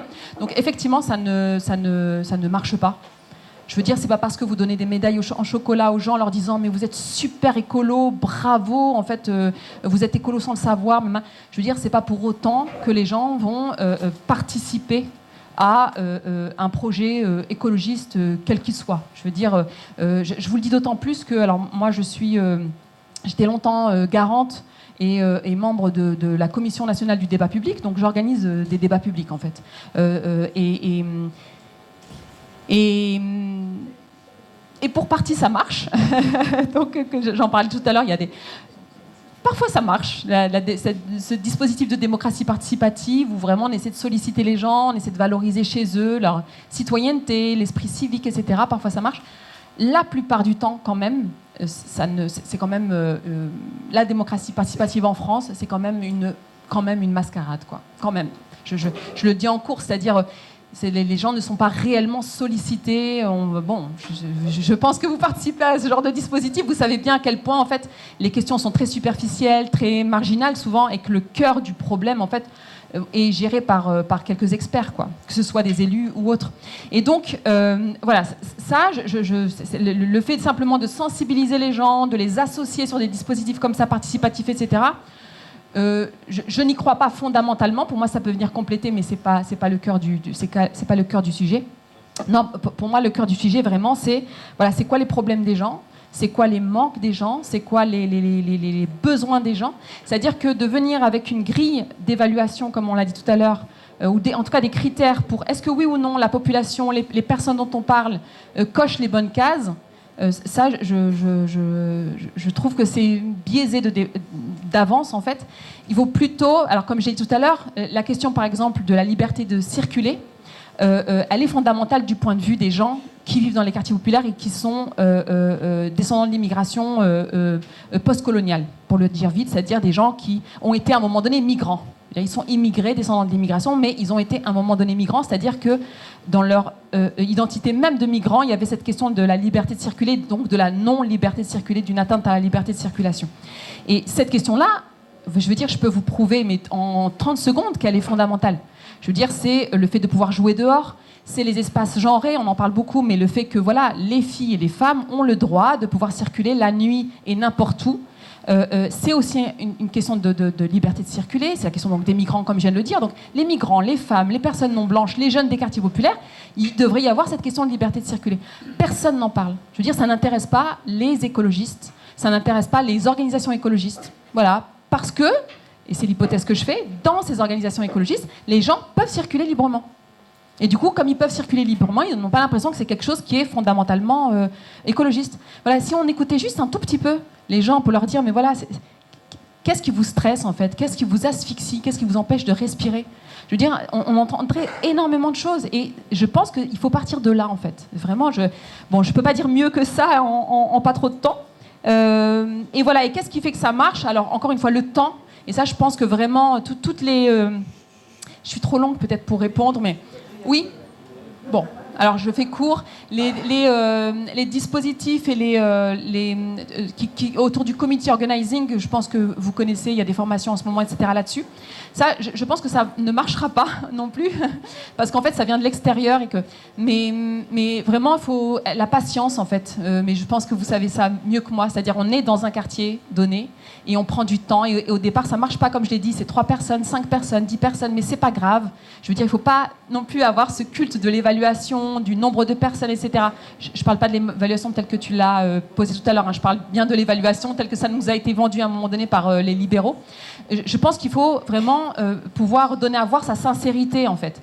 Le fait que, en fait, on n'est pas là pour faire du mal aux gens, on n'est pas là pour la faire à l'envers, en fait. On est vraiment là, sincèrement, pour le sort des gens, pour le sort des enfants, pour les faire avancer, etc. Je m'arrête parce que je vois que, bon, voilà, je suis trop longue et je m'arrête. Moi, je voulais déjà vous remercier. J'ai trouvé passionnant vos interventions, très complémentaires. J'apprécie bien, là, sur la seconde intervention, on voit bien du coup l'évolution du processus, la question du changement d'échelle, voilà comment d'une expérimentation locale on dépasse et on essaie d'avoir d'autres expérimentations, voire une généralisation au niveau national grâce à la fabrique des transitions. Et du coup, j'aurais plutôt une question pour Fatima, c'est quels seraient les facteurs favorables au changement d'échelle des luttes sociales ? Et ça, c'est une grosse question qu'on a dans nos régies de territoire ou de quartier où on réussit des choses au niveau local, mais le changement d'échelle des solidarités, le changement d'échelle des luttes, quelles seraient les clés pour les généraliser? Le Front de mer, en fait, donc ça a démarré à Bagnolet. Donc on avait un collectif à Bagnolet on l'a toujours depuis 2016. Donc c'est là qu'est Vert Dragon. On a eu un collectif ensuite à Montreuil, donc il y a eu plusieurs collectifs comme ça en Seine-Saint-Denis. Et ensuite, il y a des collectifs qui sont apparus à Bordeaux, à Marseille, à Strasbourg, à Rennes. Donc il y a eu des collectifs Front de mer dans ces différents territoires. Donc sur, je pense, un projet commun. Donc les mères qui se battent pour leurs enfants, pour protéger leurs enfants contre les violences, contre les injustices. Donc c'est quelque chose de plutôt théorique au départ. Mais donc quand même, il faut un projet politique. Voilà, c'est-à-dire qu'il faut, je crois que j'en parlais avec quelques personnes juste avant, je veux dire, partir simplement sur une lutte ponctuelle, de circonstances, qu'est-ce qu'on mange, qu'est-ce qu'on respire. Typiquement, la manière dont on pense l'écologie aujourd'hui, malheureusement, c'est-à-dire en services municipaux, quoi. Il y a les pollutions de l'air, les pollutions atmosphériques, il y a l'alimentation, il y a voilà. Ça, pour moi, ça ne marche pas. Il faut assumer d'avoir un projet politique, quel qu'il soit. Moi, j'en ai un, mais voilà. Et je trouve que, voilà, et on en parlait tout à l'heure, hein, je trouve que les organisations, y compris les organisations d'éducation populaire, n'assument plus, en fait, ce projet politique. Quelle société on défend, en fait? Il faut lui donner un nom. Je veux dire, les gens ont honte de dire même communiste, quoi. Enfin, je veux dire, c'est devenu honteux de dire, voilà, quelle société on défend, l'égalité, la justice, la dignité, le vivant. Enfin, il y a des choses quand même qu'on peut... Voilà. Nous, il se trouve qu'au Front de mer, on a un projet qui est très précis en la matière. Voilà, on a travaillé sur ce projet politique. Voilà, nous, on défend un certain projet politique qui est radical, qui est assumé comme tel, qui est très situé sociologiquement. Et ensuite, ça part vraiment des urgences et des priorités. Nous, ça a été l'alternative végétarienne, c'est parti de là, mais c'est un accident, ça aurait pu être sur autre chose. Moi, il se trouve que c'est quelque chose auquel j'ai été confrontée moi en tant que maman. Ça concernait ma fille. Bon, on est parti sur l'alternative végétarienne. Mais par exemple, à Rennes, il y a un collectif qui est costaud là-bas, et c'est parti sur le fait que des jeunes, pendant la période Covid, ont eu des amendes, donc ont été particulièrement verbalisés parce qu'ils circulaient dans l'espace public. J'y reviens à cette question. Et donc, c'est certains jeunes, pas tous, voilà, si vous voyez ce que je veux dire. Et ces jeunes-là se retrouvent aujourd'hui avec des amendes allant jusqu'à 30 000 €. Voilà, et c'est des jeunes, hein, ils commencent leur vie, 18 ans, 19 ans, 20 ans, enfin, ils sont tout petits encore, quoi. Et ils commencent leur vie avec des dettes énormes de plusieurs dizaines de milliers d'euros, quoi. Et donc, voilà, et c'est des mamans qui n'en peuvent plus et qui ne savent pas comment régler ce problème. Donc il y a besoin d'avocats, il y a besoin de députés européens, je ne sais pas si vous avez ça dans votre réseau, mais bon voilà, il y a besoin plutôt de ce genre de choses-là. Et donc c'est parti plutôt sur ça à Rennes, à Marseille c'est encore autre chose et à Strasbourg encore autre chose. Mais en tout cas, ça part vraiment des luttes locales. Et puis alors, ce qu'il y a, c'est qu'il y a un front de mer en Belgique, il y a un front de mer maintenant en Italie et en Espagne, on vient de les inaugurer, donc c'est bien que ce projet politique global, en fait, ça intéresse au-delà de ce qu'on peut faire concrètement.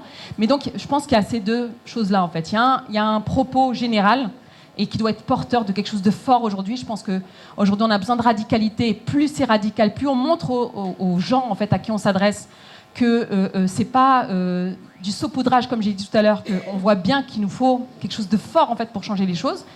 D'une part, et d'autre part, vraiment répondre aux urgences voilà, telles qu'elles arrivent, en fait, sans les préjugés, en fait.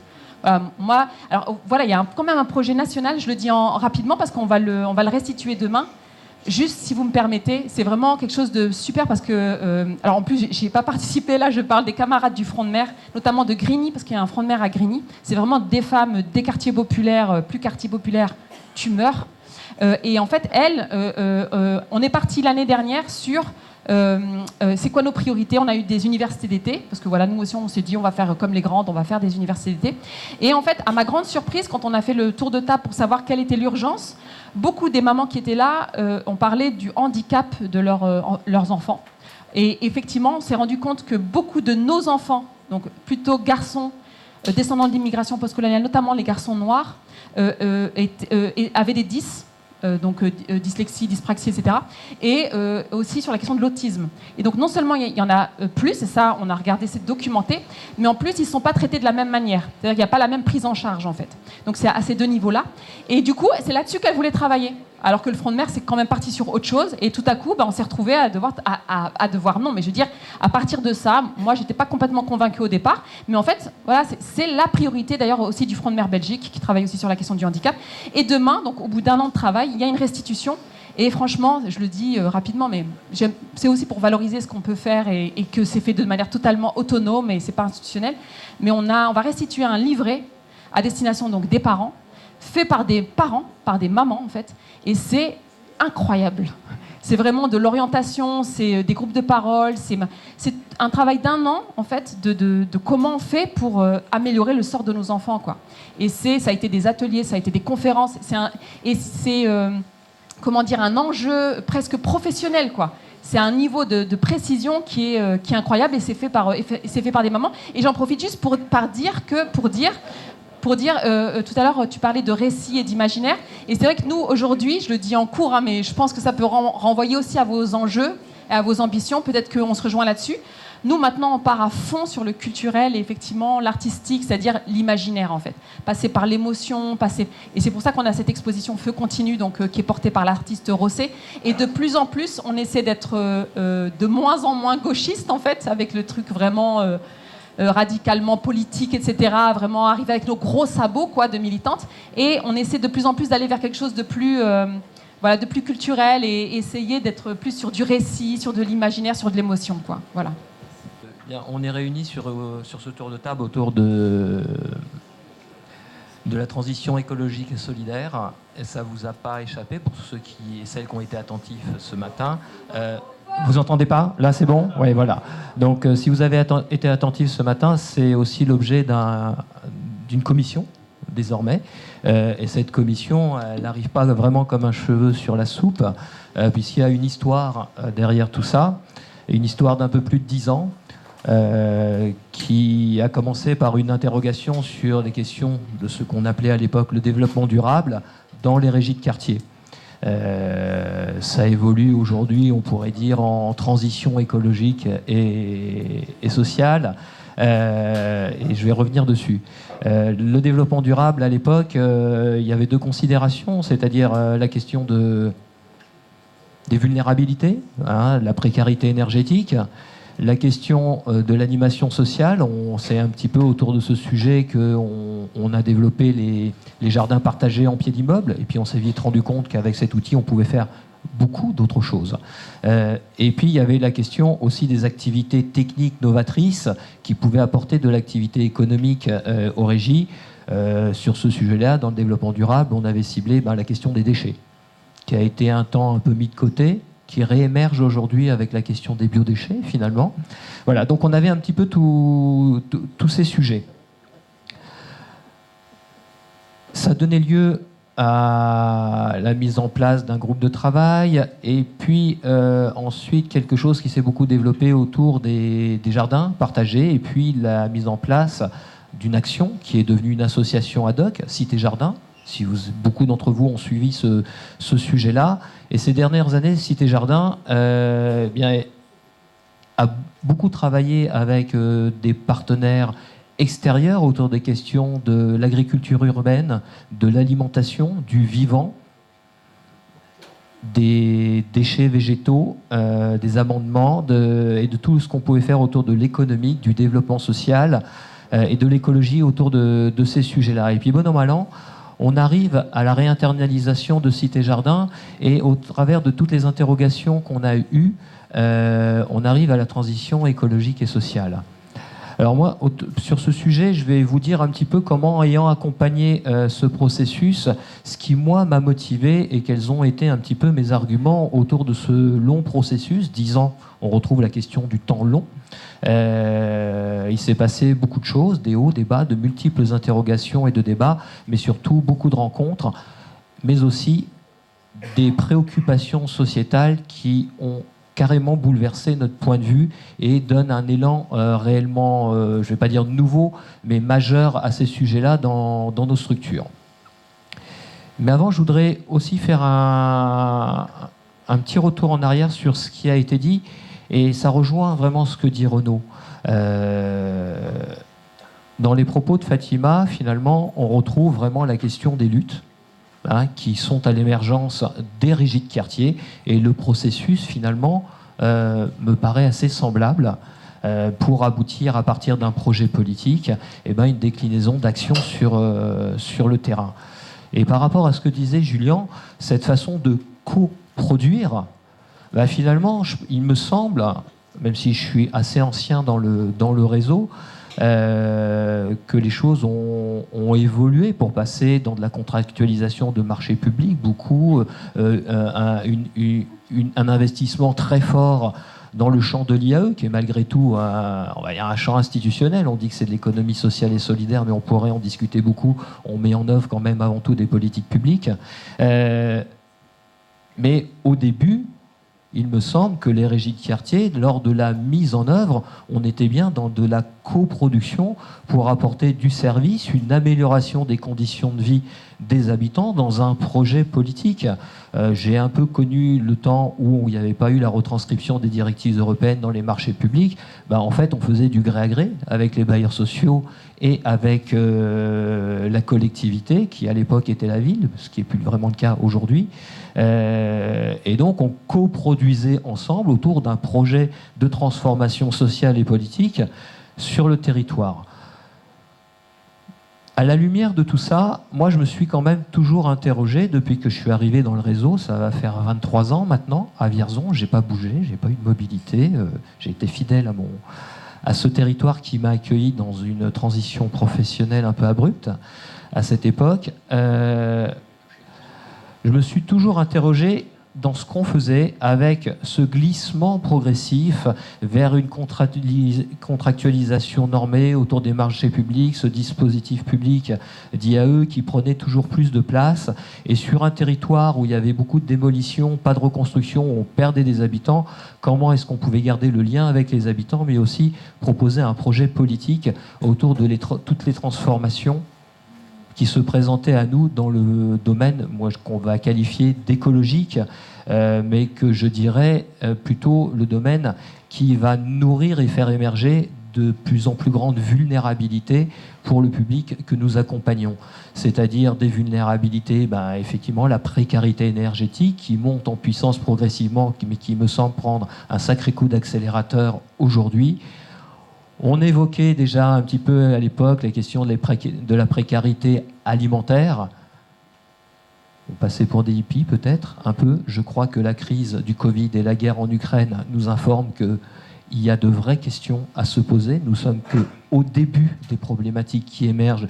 Et bien évidemment, c'est les habitants des quartiers populaires, les classes populaires, qui, de fait, en sont déjà depuis longtemps les premières victimes et qui le seront encore plus rapidement et de manière de plus en plus importante dans un avenir qui va être plus ou moins proche.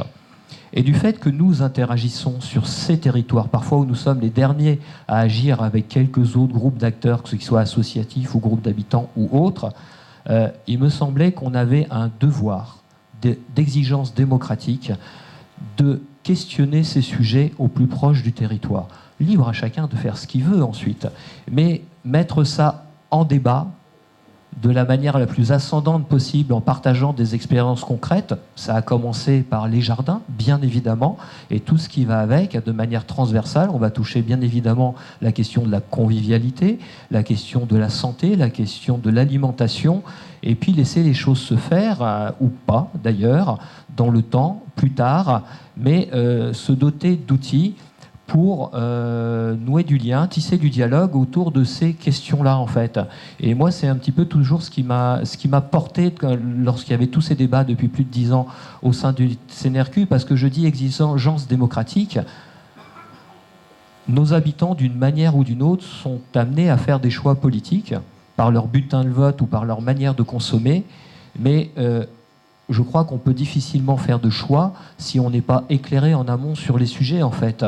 Et si on occulte un certain nombre d'enjeux, les forces antagonistes sont puissantes, l'agro-industrie, par exemple, le numérique aujourd'hui, l'individualisme, l'entertainment, on va dire, en général. Et donc, nous, structures de terrain qui avons la capacité encore de dialoguer avec nos habitants des territoires populaires qui sont différents en rural ou en milieu urbain dense, néanmoins, garder en tension ce débat sur nos territoires, ça me semble être effectivement une exigence politique. Alors effectivement, c'est la question qui a été évoquée tout à l'heure, la question du saupoudrage. Moi, j'ai un peu entendu Fatima tout à l'heure quand elle a dit que les jardins partagés en pied d'immeuble, c'était du saupoudrage.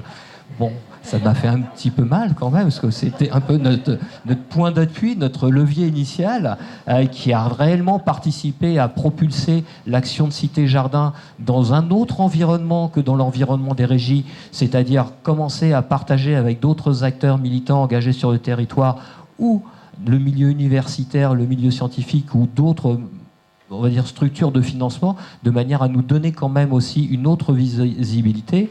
Mais je suis d'accord, effectivement, on s'en rend bien compte, ça ne fait pas tout le job. Mais pourtant, c'est des outils. On ne fait que commencer, et certainement que là, pour le coup, on s'inscrit dans le temps long et on retrouve, on va dire, ce qui a été dit tout à l'heure sur les idées, les graines d'idées, tout ce qu'il y a à semer. Et je pense qu'on en est un petit peu là, si on le souhaite.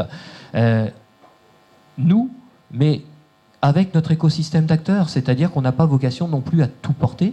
Il y a certainement beaucoup d'autres structures dans notre périmètre, dans notre zone d'action, qui peuvent travailler en grande complémentarité avec nous. Et moi, Julien, je te rejoins complètement sur ce sujet-là.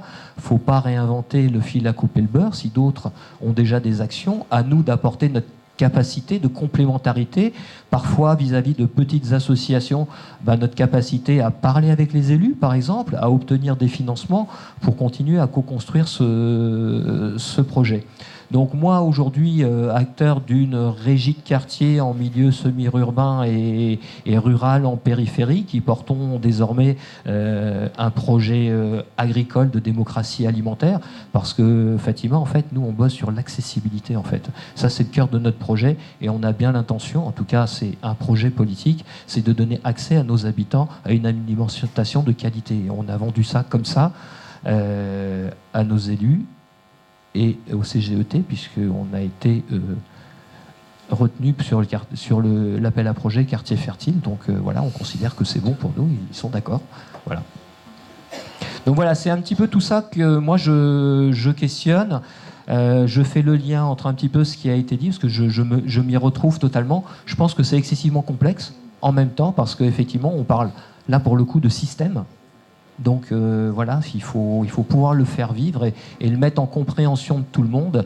Mais je suis complètement d'accord avec ce qui est dit. Je crois que ça rejoint quand même l'engagement des régies de quartier.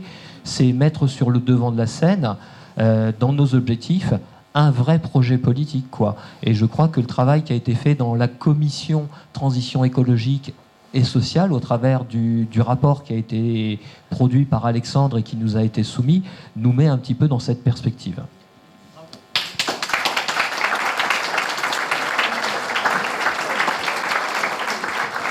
Merci Jean-Luc. Les habitants nous surprennent aussi. Je veux dire, tous les jours, le vendredi dernier, juste pour témoigner, on a fait le repas de quartier. Et en rangeant, donc tout le monde a ramené ses plats, etc. Ça, c'est juste une illustration. Mais en rangeant, et en débarrassant les déchets, on s'est fait engueuler. Parce qu'on a dit, mais la nourriture, ça va au compost. Les déchets, ça se trie. Et voilà. Et aussi le manifeste.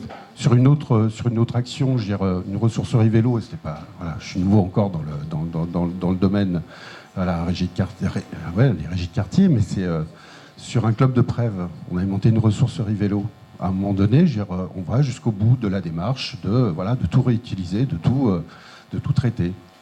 Et à un moment donné, les mômes, on remet un vélo en route. Il y a des régies de quartier là, sur Stein, sur Saint-Denis, etc., qui travaillent énormément là-dessus. En fait, les mômes, à un moment donné, ils nous ont dit, mais quand on achète des câbles, on les achète où ? C'est eux qui nous ont sollicité. En fait, c'est ça aussi, c'est ça aussi dont on peut témoigner. Et ce temps long, je sais pas, moi, ça fait 30 ans, plus de 35 ans que je bosse, sur le social, sur les questions sociétales. Et forcément, l'environnement, c'est tous les jours. Et on est face aussi, à un moment donné, à un rapport au bien commun. Et le bien commun, aujourd'hui, face à l'individualisme, tu en as parlé, là, tout de suite. Et ça, on n'est pas au bout de nos peines, mais en même temps, il y a des choses qui se passent. Donc il va falloir aussi, à un moment donné, en prendre aussi conscience, mais il nous pousse aussi à ça. Donc moi, je crois aussi beaucoup à l'espoir. Voilà. D'abord, ce que je voudrais dire, c'est que vous nous renvoyez qu'en fait, il faut partir de ce que les gens ont dans la tête, en réalité, dans tout ce qu'on fait. Or, notre société, elle n'est pas faite comme ça. Elle est faite par des sachants qui savent et qui vont dire aux non-sachants ce qu'il faut faire, comment il faut décider, etc. Par une élite. Tout est fait comme ça. De l'école, et on baigne dans cela. Et donc, c'est une vraie révolution, excusez-moi du terme, culturelle à faire. C'est-à-dire que là, on donne du pouvoir aux gens. Et moi, j'aime bien dire que les gens n'écoutent pas les réponses aux questions qui ne se posent pas. Et donc, il faut partir des questions qui se posent pour construire avec eux. Voilà, bon. Bref, vous nous renvoyez tout ça, vous l'avez dit à votre manière, je le dis comme ça. Et c'est ce qu'on essaye de faire, je crois, dans le projet Régie, fondamentalement. C'est quand les régies sont gérées par les habitants du quartier, c'est l'expérience que les gens sont capables de faire, d'agir par eux-mêmes. On leur donne le pouvoir d'agir. C'est la réalité, hein. Bien souvent, les conseils d'administration, c'est les habitants qui sont majoritaires et ils président ces associations dans lesquelles on retrouve des partenaires, villes, bailleurs, etc. Avec la régie de Blanc-Ménil, quand il y a eu le mouvement des Gilets jaunes, là, le gouvernement a mis en place le grand débat national. Je suis aussi animateur à la CNDP, garant, comme toi, Fatima. Et à ce titre-là, et à titre bénévole, j'ai été sollicité par des Parisiens du 5e arrondissement pour animer un débat. Moi, j'ai dit, j'y vais, c'est intéressant. Je trouvais que la démarche intéressante. Ce qu'on en a fait, c'est autre chose. Voilà. Mais, de mon point de vue, on est passé à côté de choses très intéressantes. Mais ce processus qui consiste à donner la parole et à partir écouter les gens véritablement, je trouvais ça plutôt impertinent. À la fin de l'animation du débat, je leur ai dit, vous savez, je fais la même chose dans un quartier, dans la ville où j'habite, avec des habitants d'un quartier populaire. Et ce qui serait super, c'est que vous veniez, certains d'entre vous. Honnêtement, quand j'ai dit ça, j'étais pas sûr que ça marche. Mais j'ai eu 5-6 mains qui se sont levées, qui disaient, ouais, ça nous intéresse, dis-nous où c'est, donne-moi l'adresse. Et je les ai retrouvés 15 jours après, c'est 4 ou 5 personnes, là, avec des salariés de la régie, avec des habitants du quartier. On était une quarantaine. Et franchement, là, on a parlé de... J'utilise aussi beaucoup le terme, moi, d'éducation populaire, pour revenir à ces fondamentaux, me semble-t-il. Et là, on a vu l'intelligence des gens. en présence. On a travaillé avec des méthodes collaboratives, etc. On a fait une votation en direct des principales orientations qu'ils proposaient, enfin des priorités. Et on a eu plein de choses sur la démocratie, avec des idées type on doit annuler une élection s'il n'y a pas un taux de pourcentage de participation suffisant, par exemple. Il y a eu des choses sur le mieux vivre. Il y a eu des choses sur la transition écologique, avec des choses très concrètes. Et voilà. Donc, bref, pour dire qu'il y a une vraie expérience, je crois, c'est un exemple, mais il y en a plein ici qui pourraient apporter plein d'exemples de ce type-là, où quand véritablement on est bienveillant avec les gens et qu'on leur donne la possibilité de dire ce qu'ils pensent, on peut faire de grandes choses, et ils nous démontrent la capacité qu'ils ont, effectivement, non seulement à faire local et à penser global, parce que je crois beaucoup encore à ça, à cette formule, voilà, penser global et agir local. Et je termine, excusez-moi, mais j'en profite pour vous dire une chose importante, me semble-t-il. Je suis dans un réseau aussi de l'action sociale et qui organise une journée le 15 octobre prochain autour de la citoyenneté et de la fraternité. Et en travaillant avec le CNRQ est devenu partenaire de cette journée-là. Et je voulais dire que c'est aussi l'occasion, en s'y inscrivant, en proposant de faire quelque chose ce jour-là, qui se voit de visible avec nos salariés, avec les habitants dans les quartiers, des choses qu'on fait habituellement ou des choses qu'on va concevoir spécifiquement pour cette journée. Ça peut être l'occasion de donner plus de visibilité encore à notre mouvement des régies, pour montrer vraiment ce qui se fait et ce qui se pratique. Voilà, c'était juste ça que je voulais vous dire. C'était pas une question, c'était plus un témoignage. Et puis cette invitation à être force de proposition pour cette journée du 15 octobre. Voilà, merci encore à vous de vos témoignages et de vos apports. Je voudrais réagir aux propos qu'ont tenus Renaud et Fatima sur ces questions de saupoudrage, parce que je pense qu'il y a une question de... Enfin, les mots ont une importance, quoi, parce qu'on peut regarder le saupoudrage d'un côté un peu péjoratif, on nous amène ça comme ça, et puis il y a la question du long terme. Et quand on amène une discussion sur une table, moi il se trouve que je suis maire d'une petite commune de 1500 habitants, et sur laquelle j'essaie de faire de la participation. Et c'est vraiment casse-gueule. Et moi, tu me donnes une idée, là, parce que comme je suis maire, j'aurais envie de faire un front de maire aussi.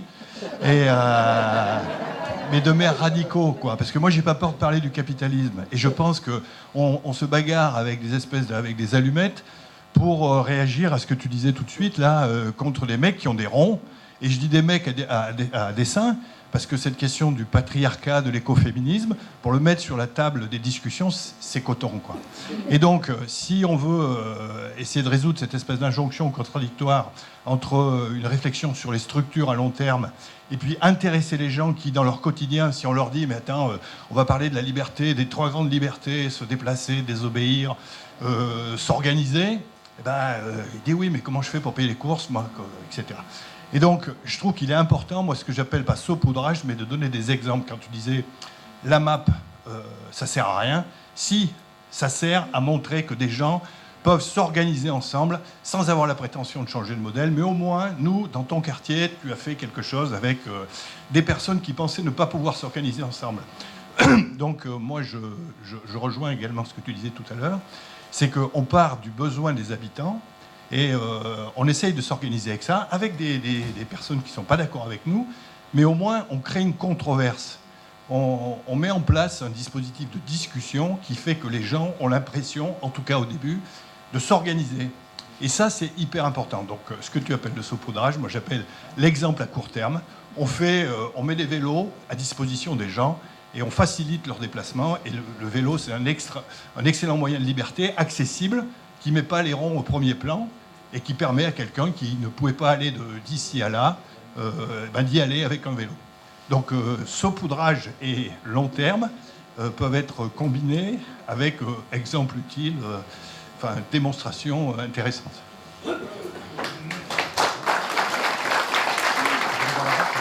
Je m'excuse pour le terme, saupoudrage, surtout pour les camarades qui essayent de faire des choses comme ça en bas d'immeuble, je reprends l'expression tout à l'heure, mais nous-mêmes on fait ça en fait. En réalité, la map, etc., nous-mêmes on saupoudre. Et je suis entièrement d'accord sur l'articulation que vous faites entre saupoudrage, effectivement long terme, parce que vous disiez la liberté de circuler, voilà, c'est un petit peu trop vague, trop théorique, peut-être trop philosophique, etc. Je peux juste témoigner que articuler avec du saupoudrage, ça marche. Par exemple, moi je pars souvent de mon vécu aussi. Bon, ça tombe bien, comme ça au moins je pars de ce que je connais bien, etc. Mais de mon expérience, moi je veux absolument que mes enfants comme moi, quand j'étais gamine, puissent aller à l'école à pied. Voilà, moi c'est un objectif dans ma tête. L'école de mes enfants est à 14-15 minutes. Bagnolet, c'est invivable. Bon, c'est en pente et tout, bon, ça c'est naturel, c'est pas grave. Mais et encore, je suis sûre qu'en creusant un petit peu, on se rendrait compte que. Mais ce que je veux dire, c'est que c'est irrespirable, c'est laid, c'est moche, c'est pas agréable pour les enfants et c'est dangereux. Je veux dire, il y a beaucoup de voitures, il y a l'échangeur autoroutier, etc., etc. Et en partant de ça, c'est-à-dire, c'est la liberté de circuler. Et donc la liberté pour les enfants de jouer dehors, d'être joyeux, quoi, tout simplement, de pouvoir être heureux dans leur vie quand ils vont à l'école. Vous l'articulez à de la cartographie, de la maquette où on se projette, c'est-à-dire on prend l'enfant, donc c'est un petit Lego, d'un point A à un point B. Je sais que ça paraît très primaire comme ça, mais je vous assure que ça marche en fait. Et on dit, voilà, aux parents, vous voulez que vos enfants puissent circuler, puissent jouer en toute sécurité sans que vous puissiez, sans que vous en inquiétiez, comme quand vous étiez gamin, ça cartonne. Et pourtant, c'est autour de la question de la liberté de circuler. Mais c'est appliqué à un truc très concret et un truc fondamental. Je veux dire, j'ai essayé simplement de dire qu'il ne faut pas réduire les personnes de classe populaire à des besoins primaires, en fait. Je veux dire, on peut aussi être philosophe quand on est de classe populaire, on peut aussi penser les libertés publiques. Et donc, la liberté publique, mais ramener un truc très concret. Voilà, ma fille a 9 ans, je veux qu'elle puisse aller à pied à l'école. Et ça marche. Et il faut un projet politique, et il faut qu'on puisse finalement aller vers un projet politique. Et puis des fois, quand je me pose la question, mais de quel projet politique parle-t-on?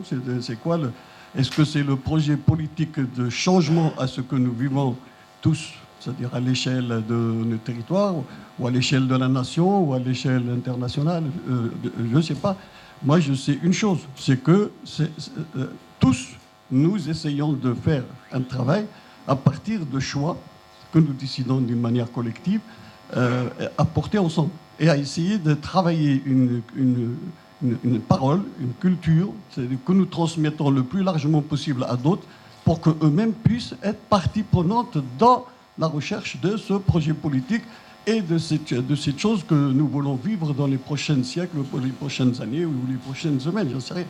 Donc moi, je me dis que là-dessus, ce que j'ai entendu de Fatima, comme ce que j'ai entendu de Julien, et comme ce que nous disons nous essayons de travailler à partir d'un projet politique que nous avons, dont on a inscrit, c'est-à-dire une charte, c'est-à-dire que tout le monde signe, c'est-à-dire ça veut dire qu'il y a des engagements sur lesquels tous, on est censé dire la même chose un peu partout où on est, sur un manifeste sur lequel on se réfère et qui nous positionne politiquement à l'échelle internationale, à l'échelle de l'économie, à l'échelle du politique, à l'échelle du social.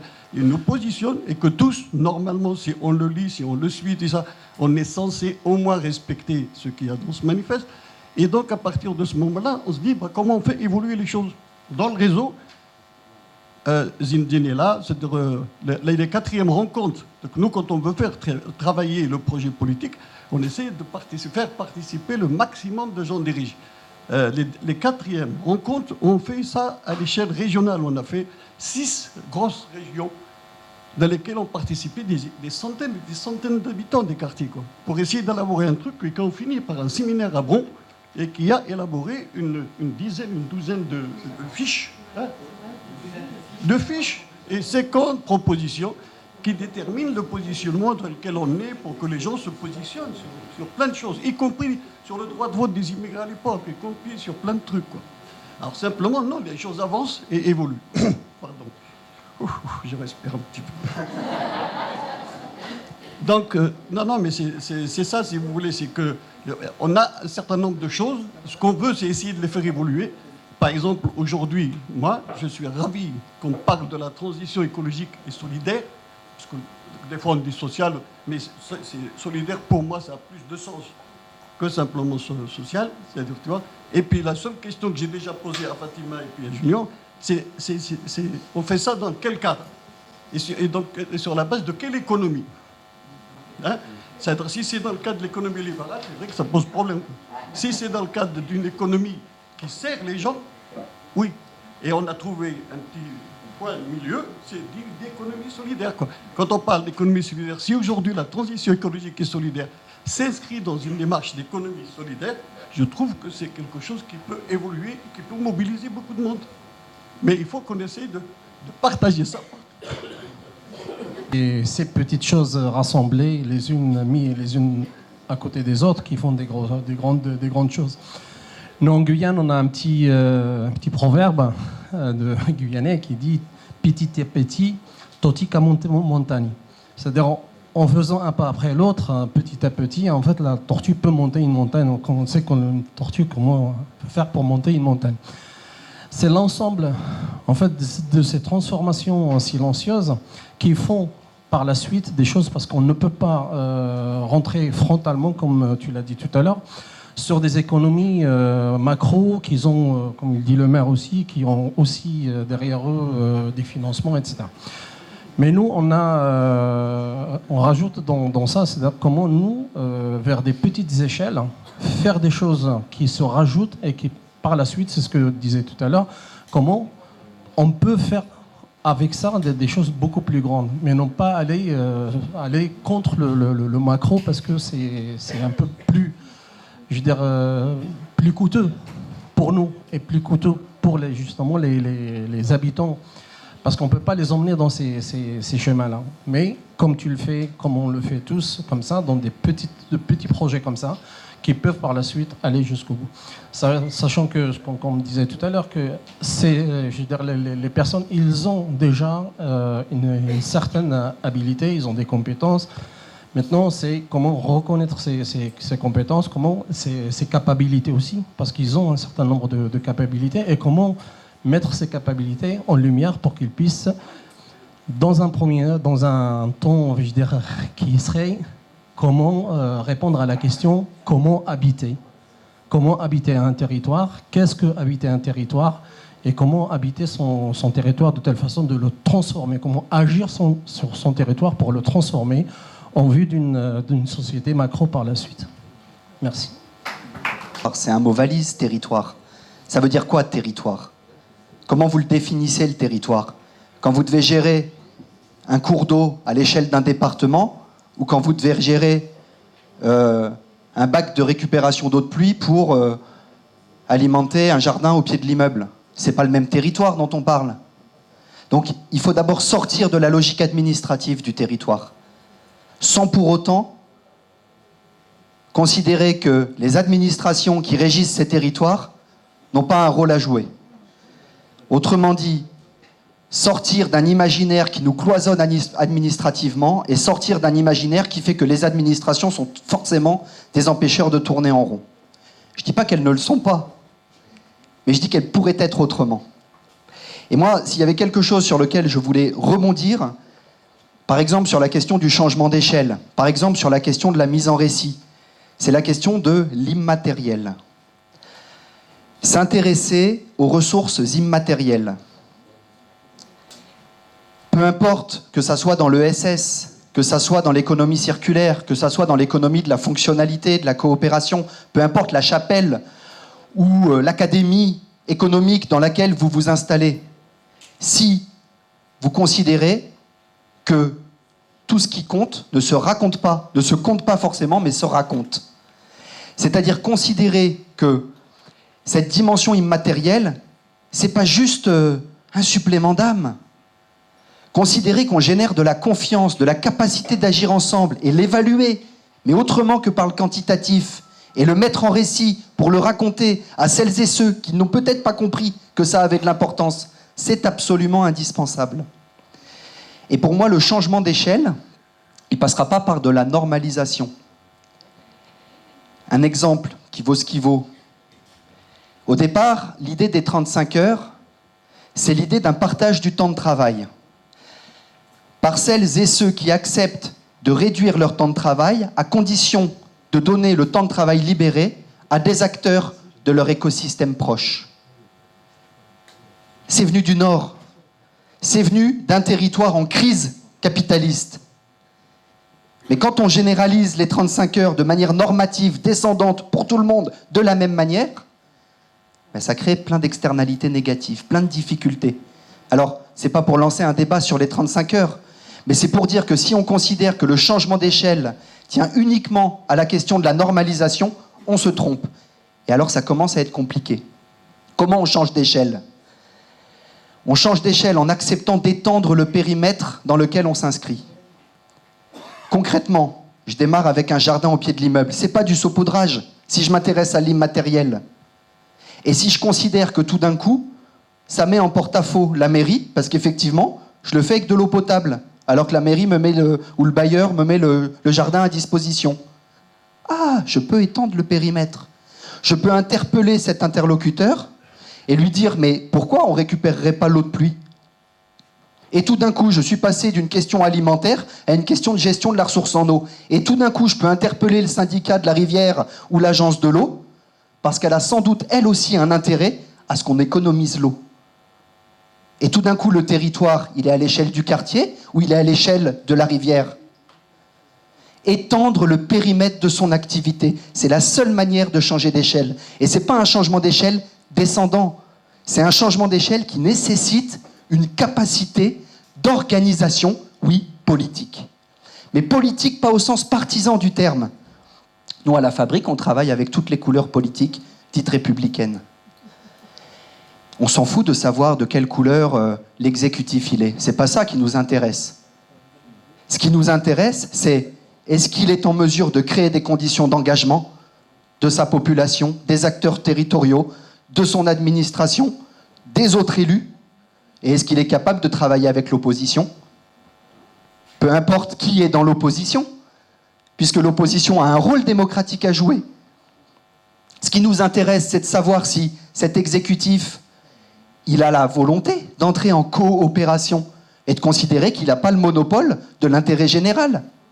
Ce qui nous intéresse, c'est de savoir s'il est en capacité d'être un peu désobéissant par rapport à la norme qui cloisonne les compétences et d'étendre son périmètre d'intervention en rentrant en coopération avec d'autres institutions qui ont peut-être la compétence à sa place, mais en réalité, c'est un projet partagé. Vous voyez ce que je veux dire ? En fait, c'est un projet politique, oui, mais c'est une autre forme de politique. Et cette forme-là de politique, moi, je ne sais pas bien comment on la généralise, comment on la met en place, si ce n'est par la logique d'alliance. Des alliés qui ont des choses à porter en commun et qui peuvent mutualiser non seulement leurs ressources, mais aussi leur capacité, leur volonté d'agir. C'est ça la fabrique des transitions, mais il n'y a pas que la fabrique. Ce qui compte, ce n'est pas la fabrique, ce n'est pas le dispositif. La map, ce n'est pas la map qui compte. C'est le principe que la map permet d'attraper. Autonomie alimentaire locale et accessibilité aux services de première nécessité. Et le dispositif, on s'en fout, il partira un jour, quand on aura changé d'échelle, justement. Et peut-être une proposition à considérer que les récits, c'est pas uniquement ce qu'on met en storytelling, ce qu'on met en production audiovisuelle, textuelle. Les récits, c'est ce qui nous constitue. D'accord ? On est des êtres de récits. Le droit, c'est une immense fiction. L'économie, la comptabilité, c'est une immense fiction, mais sur laquelle on s'accorde pour dire « Ok, on va travailler comme ça ». Donc, accepter de considérer que ce ne sont pas nous qui déterminons les histoires qu'on raconte, ce sont les histoires qu'on raconte qui nous déterminent.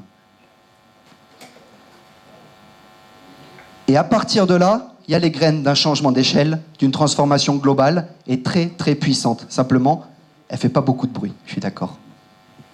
On remercie Fatima, Julien et Jean-Luc également pour leurs propos d'une part, et puis d'avoir joué le jeu des questions-réponses également. Merci.